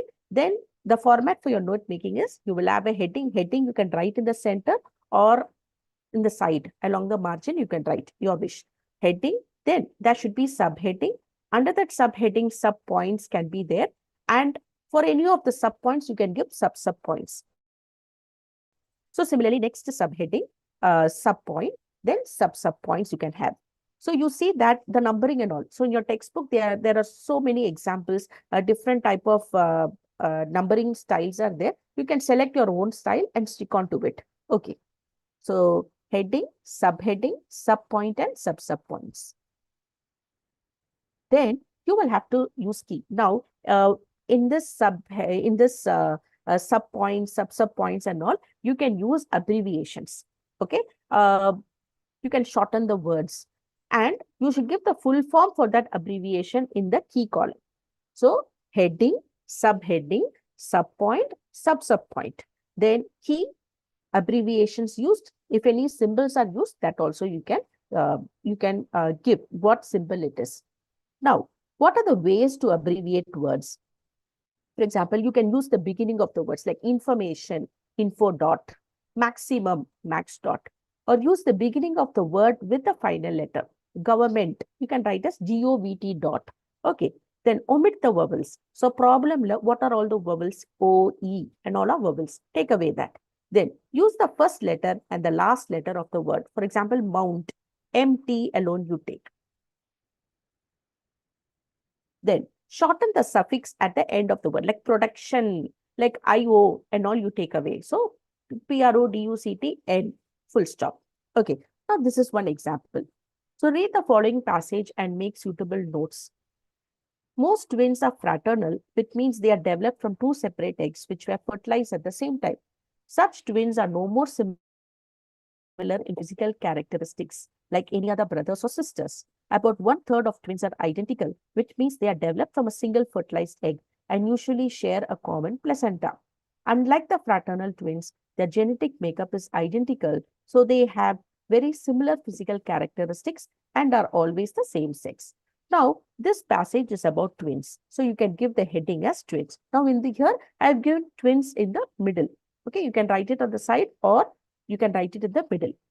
Now, what are the two subheadings? They're giving information about fraternal twins and identical twins. So they both are the subheadings. Now, under each subheading, I'm going to give two or three subpoints.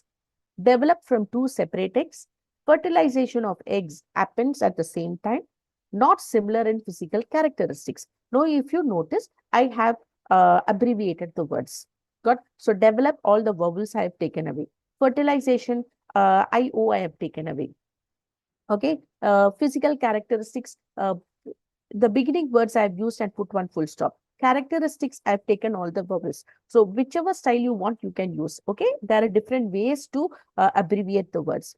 Then in the key call, similarly, second subheading is identical twins. So develop from one egg, share common placenta, similar in physical characteristics.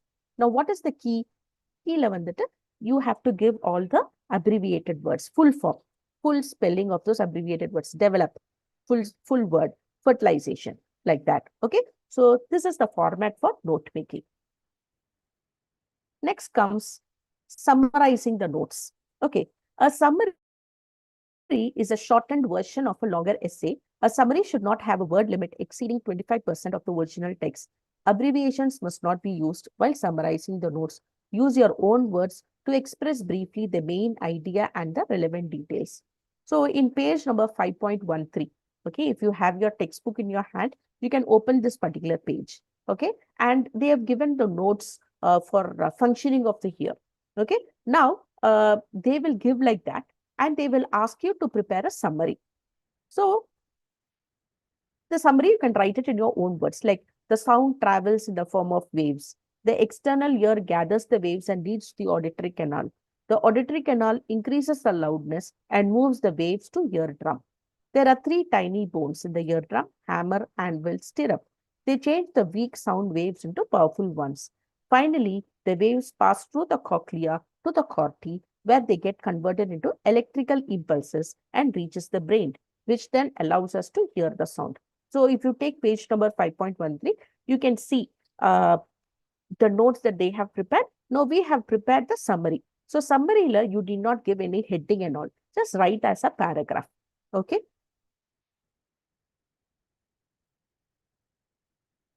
Now moving on to Prezi writing. So all C, that is subsection, sub-question C, right? All those are your writing skills. So 20 marks are allotted for your writing skills. So Prezi writing. So Prezi writing is they will give you a passage, you read that passage, and you will have to reduce the size of the passage to 1/3. Okay, so that is important. So this is the format. Give a title for the passage and you will start writing the content. Suppose if there are 150 words in that particular passage that is given in your question paper, okay, count the words, divide it by 3. If there are 150 words, if you divide by 3, you get 50. So you're going to create a passage using 50 words. Okay, and you're going to give a title for that particular passage. So that is only Prezi writing. For example, prepare a Prezi from the following passage. Speech is a great blessing, but it can be a great curse, for it helps us to make our intentions and desires known to our fellows. It can also, if we use it carelessly, make our attitude completely misunderstood. A slip of the tongue, the use of an unusual word, or of an ambiguous word may create an enemy where we had hoped to win a friend. Again, different classes of people use different vocabularies, and the ordinary speech of an educated man may strike an uneducated listener as pompous. Unwittingly, we may use a word which bears a different meaning to our listener from what it does to men of our own class. The speech is not a gift to use lightly without thought, but one which demands careful handling. Only a fool will express alike to all kinds and conditions of men. So this is a passage that they have given. So you will have to give a title for that passage and you count. So simple way of counting is, you see the first sentence, first line. How many words are there? 1, 2, 3, 4, 5, 6, 7, 8, 9, 10, 11, 12, 13, 14, 15, 16, 17, 18, 19, 20, 21, 22. Okay. So 22 words are there in one sentence, in one line. Okay. So you count how many lines are there and then you multiply. So you will get how many words are there in that particular passage. Divide it by 3. Okay. And you will get one number. So within those words, within that number, you try to create a passage. Now, I have given, now in this passage, right, there are around 148 to 50 words are there. So I am giving a title, Think Before You Speak. Now I am reducing the size. Speech can be a blessing or a curse depending on its usage. A wrong choice of word can make a friend an enemy. Different classes of people use different vocabularies, which bears a different meaning to uneducated and educated listeners. Speech is a special gift to be used wisely. Okay, so I have reduced it. Now, if the number of words are exceeding 50 words only, you should use. But you got 60 to 75 words and all. Then what you do? You will have to reduce the words. So write it once again. Right? Give a title and again reduce the number of words and stick to 50. Okay, or 1 or 2 words you can exceed, but do not exceed more. Okay. So this is Prezi writing. So next one, formal mails. So we all know in all formal communications, we are using formal mails, right? Electronic mail. So from sender's mail ID to receiver's mail ID, CC carbon copy, PCC blank or carbon copy, subject, reason for writing the mail, salutation, dear sir or madam. Then comes the main body. You're going to give the details. Closing like thanks, best regards, best wishes. Attach, if any attachment is there, please find attached. Then signature line includes signature, name, designation of sender, name of the company, phone number, email ID, website address. Okay. Now, some phrases to write a good email. Salutations like dear sir, dear madam, dear Abhi, the name of that person you can give. Introducing a topic, you can use this phrase. This is to inform you that. Then you continue that sentence. Just to let you know that, continue. If it is a follow-up on a previous discussion, then you can write, as discussed earlier, continue. Then for asking and requesting, I would like to know if, could you please let me know? Could you give me an update? Like that, you can start the sentence. We want to thank you for getting back to me. Thank you for the information. Thank you for the update. Like that, you can. Closing remarks, I will get back to you as soon as I can. I will let you know. Thanks. Best wishes. Best regards. Looking forward to your prompt response. Okay, like that you can uh, give for your closing remarks. For example, write a formal email to the reporting manager. They have given the email ID as the assistant manager of KK Private Limited to request for leave of 1 week for a personal work. So you see from, they've already given the email ID. You're just going to fill it up. Sometimes they will not give to whom, like the email IDs and all will not be given. You will have to create the email IDs. Okay. From to CCBCC. Subject, it is requesting for leave, right? So request for leave 1 week. Dear sir, this is to inform you that I have few urgent tasks to be completed in the coming week. Owing to the same, I shall not be able to attend office for a week. However, I shall be available over telephone if required.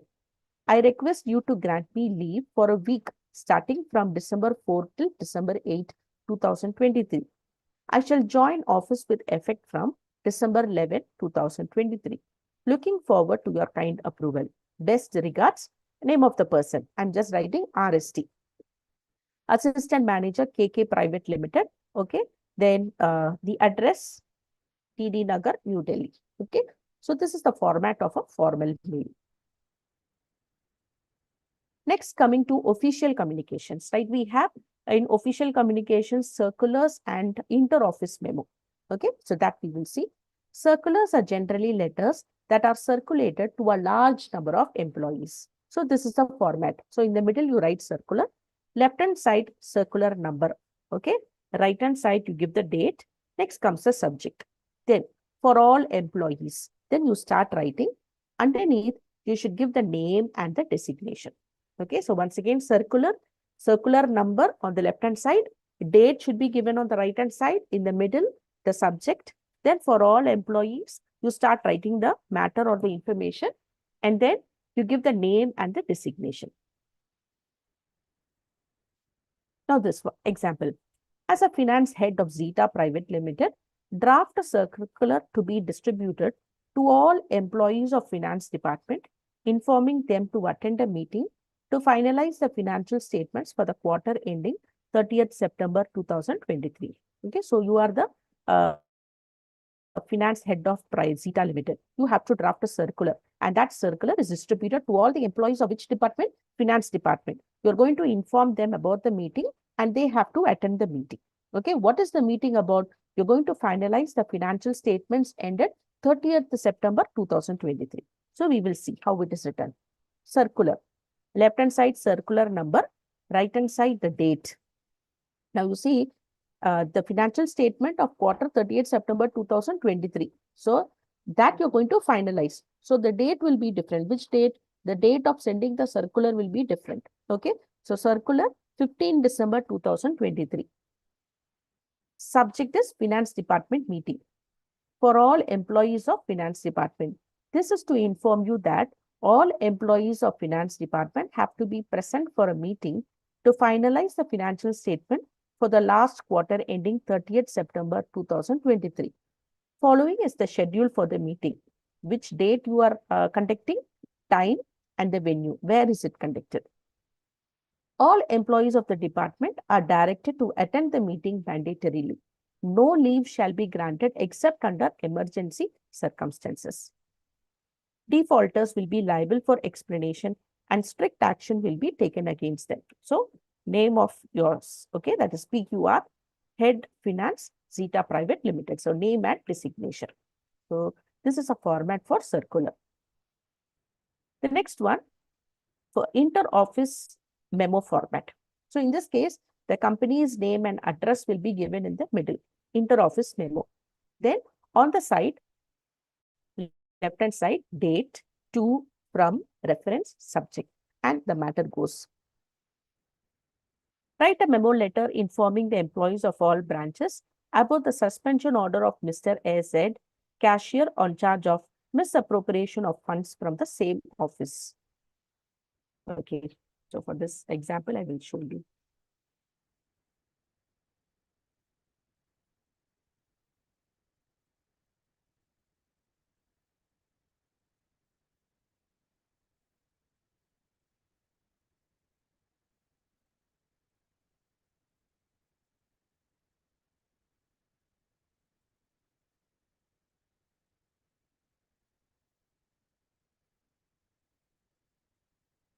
Yes, okay.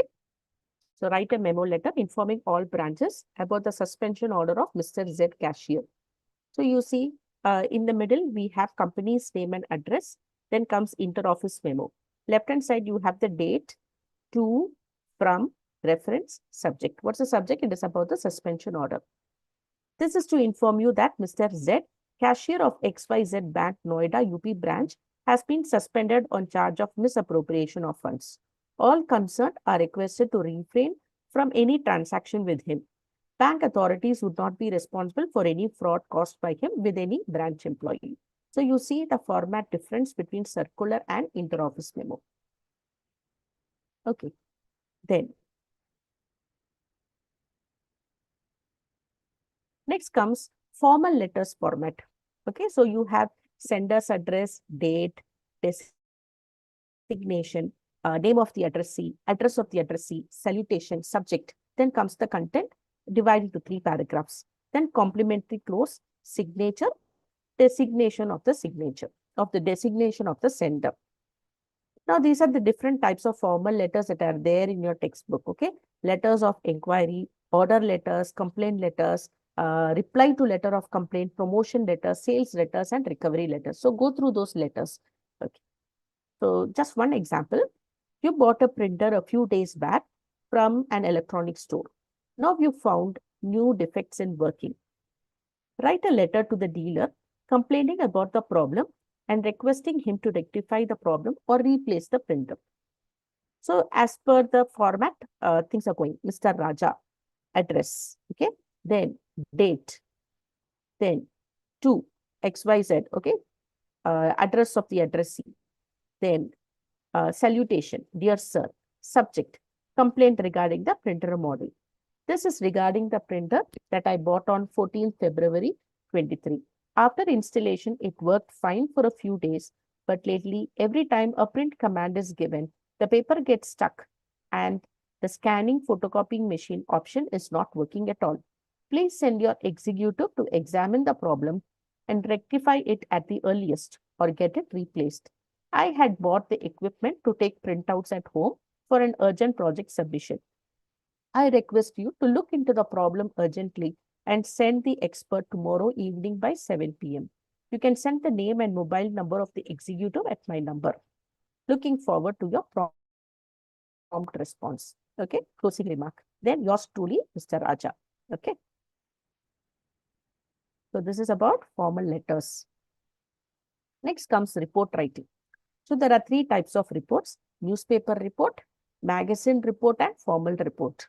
So in case of newspaper report format, in the middle, you will have the heading or the title by writer's name.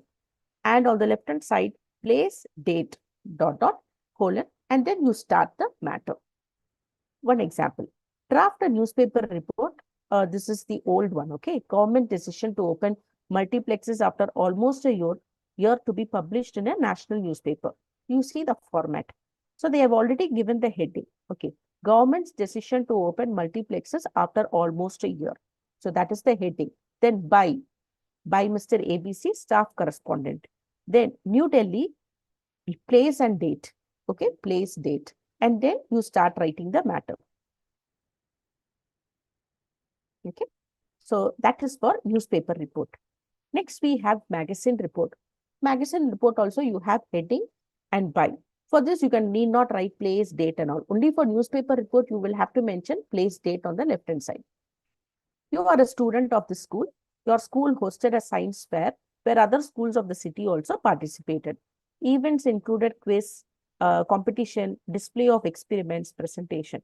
Draft a report stating the details of the events to be published in the school science magazine. So you see, heading you have, You are giving the title, then by who's writing it. Then give information about that school's science exhibition, like who was the chief guest, who came, then how did the function carry on. All those details you can give. Next comes the formal report. So in formal report, you're going to give heading, to whom it should be submitted, from who is submitting it, date, subject, then introduction, details about that particular project, then results, conclusions, what are your suggestions. So this is just an example. Write a formal report on the investigation carried on in respect of labor unrest in the factory. So report on labor unrest at XYZ limit plant. So to, from, date, subject. An investigation on labor unrest was carried out by the labor unrest investigation team. The following actions were taken up by the committee. So what actions were taken? What are the findings and conclusions? All that you are mentioning. Okay. And then finally, what are the recommendations given by you? So this is the format for formal report. Next, we are coming to meetings. So in meetings chapter, there are three types of formats. One is agenda format. Next, preparing minutes of the meeting, that format. And last one is ATC, ATR, action taken report format. Okay. So first one, agenda. So to proceed a meeting, you should be clear with the agenda. What all you want to discuss in the meeting, that should be prepared first. So that is only called as agenda. So this is the format of agenda. You have 5 columns, tabular format. Okay. Time, topic, attendees, speaker, and duration. So 9, introduction, name of the participants who all attended the meeting, who is speaking, name of the speaker, give duration, 10 minutes or 15 minutes. Then after 15 minutes, 9:15, discussion on that plan. Okay, whatever question they are asking, based on that. Name of the participants, name of the speaker, give 30 minutes. Okay, so first let it be introduction speech. Next, you're going to discuss on that plan, then give a tea break, then again discussion on that plan. Then next comes the open house. Open house wherein all the participants are going to discuss. They're going to ask questions and they're going to answer to those questions. And finally, vote of thanks will be given. Okay, so keep that in mind. So welcome, introduction speech, discussions, tea break. Then again, discussions, open house and vote of thanks. Okay, keep that in your mind. So this is an example. As an employee of academic institute, prepare the agenda of an upcoming partner's visit in tabular format. So these are the 5 columns: time, topic, attendee, speaker, duration. Okay. So introductory speech, who are the attendees, who are all present. Since it is an educational institution, you know who all will be there in an educational institution. Speaker, speech of the partner, discussion on new courses and departments, tea break, scope of the course, open house, vote of thanks. Next comes minutes of the meeting. So this is the format. On the left-hand side, you have the date, venue, meeting started at, participants present. Then Mr. X gave an introduction. Okay. Then each person will be talking, right? What all they spoke. Those informations you can give. Then there is open house, right? The chairperson declared an open house for participants to put up their concerns and finally give the vote of thanks. Then conclusion stated, if a new project needs to be started, then proposals for more funds put forward. Then ATR to be submitted by. ATR means action taken report. Like after the meeting is over, right? Within 1 week, this action taken report should be submitted. Like what all actions are taken by the company within that 1 week. So that should be reported. So 1 week time. If meeting is conducted on 1st December, okay, give 5 days time. On the 6th or 7th day, on that day, that ATR should be submitted. So this is the format: date, venue, at what time meeting started, who all were present, then about what took place in the meeting. Mr. X gave an introduction. Mr. B spoke about that particular product. Okay, those kind of things and all you give. Then the chairperson declared an open house. Conclusion stated, ATR to be submitted by. See, this is an example. Your company is launching a new product in the next year. Prepare minutes of the meeting for the same. The members present: head of sales and marketing, product head, finance head, marketing manager, regional manager. Now, in this question, They have given who all attended the meeting. Okay, sometimes they will not mention who all attended. Then you will have to mention their names, date, venue, meeting started at, participants present, Mr. A, Head of Sales and Marketing, Mr. B, Product Head, Mr. C, Regional Manager, Mr. D, Marketing Manager, Mr. E, Finance Head, Mr. F, G, H from Finance Team. Mr. A, Head of Sales and Marketing, gave an introduction and purpose of the meeting. Mr. B, Product Head, spoke about the new product. Mr. C, Regional Manager, gave a detailed project report about the market surveys and future challenges. Mr. D, Marketing Manager, discussed the market scenario, demand and supply, customer interest. Mr. E, Finance Head, gave details of costing. Mr. F, G, and H of Finance Team were part of the presentation. The Head of Sales and Marketing declared an open house for participants to put up their concerns and finally gave the vote of thanks. So conclusion stated, proposals for more funds put forward, ATR will be submitted by 1st March. You see, when the meeting was conducted, meeting was held on 22nd February. Okay, so 7 days will be submitted by 1st March. Next comes action taken report.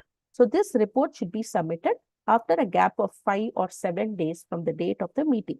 This is the format, ATR date. As per the meeting held on at dash, following actions have been reported. What all actions were taken in bullet points you mentioned. Undersigned, name of the signatories and their designation. Submit an ATR based on a meeting held to discuss the failure of long pending dues by an old client. Mention clearly what decision was taken. So in this case, an old client, he failed to pay the dues to that finance company. Okay, now what steps were taken by the company, that we will see. Action taken report date. As per the meeting held on 12th January at Southern Regional Branch Office at CP Finance Limited, following actions have been reported. The client complied to clear the pending dues by 22nd January. The client has asked for more time. Reason mentioned, losses incurred in business. On the basis of being an old client with no such bad record, order was passed to provide more time for payment. So expected payment till 31st January. Undersigned, Mr. A, Director of Finance, Mr. B, Director of the Business. Okay. Next, we are moving on to resume writing. So when you are preparing resume, right, it is necessary to prepare the covering letter also. So in cover letter format, it is similar to your formal letter format. Sender's address, date, designation, name of the addressee, address of addressee, salutation, subject and content, complimentary close and signature. For example, you are Raki, a resident of Tagore Garden, New Delhi. You have recently come across an advertisement in the Times of India for the post of a junior accountant at HCL. Draft a cover letter in response to the advertisement. So, name, address, date,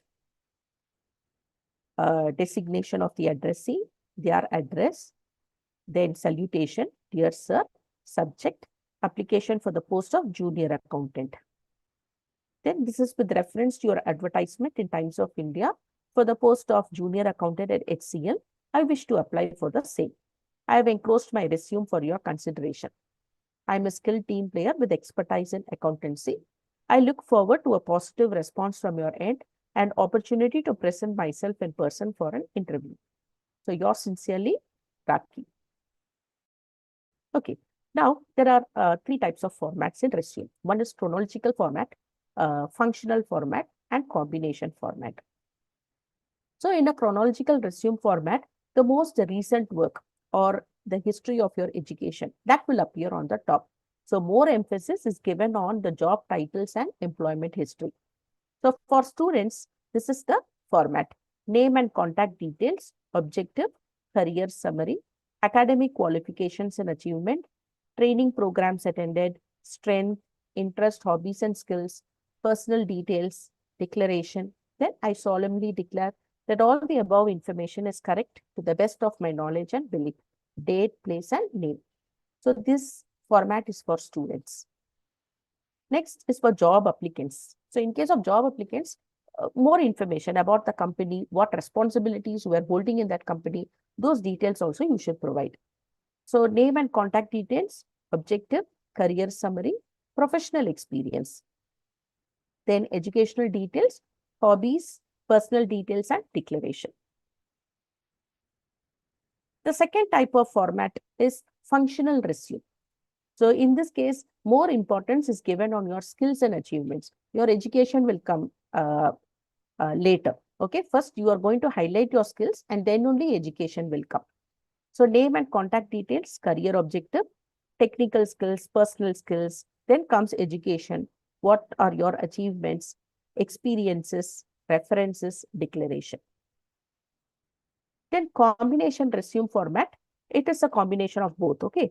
Name, address, contact details, career objective, summary of your qualifications, education, then overview of your skills, employment experience, computer skills, references, and declaration.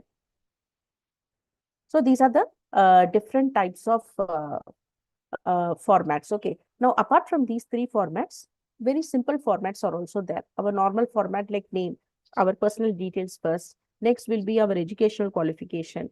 Then what all skills we have that we will write.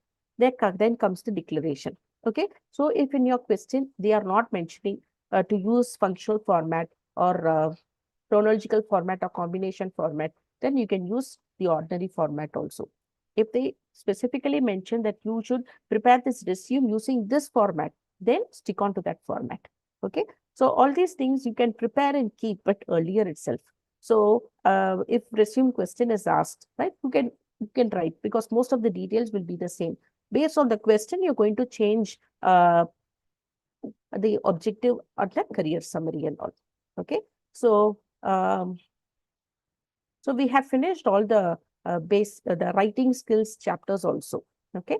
And regarding the vocabulary chapters and all, you go through the words that are there in vocabulary chapters because meanings, antonyms, synonyms, idioms, and phrases and all will be asked. Sure. Okay. So yes, we have completed the chapters of BCR. Okay. We started with the communication chapter. Then we went through the grammar part, active voice, passive voice, direct, indirect, sentences, then subject verb agreement, tenses also we saw. Okay. Then coming to the writing skill, we have completed these formats also. Okay. So go through it, do a lot of writing practice, right? In English, you need a lot of writing practice. So I wish you all the very best, Josia and Mishpa. Okay. And thank you very much. Okay. Bye-bye. If you have anything to speak or anything to say, you can tell me. Are you both in that group, in that WhatsApp group?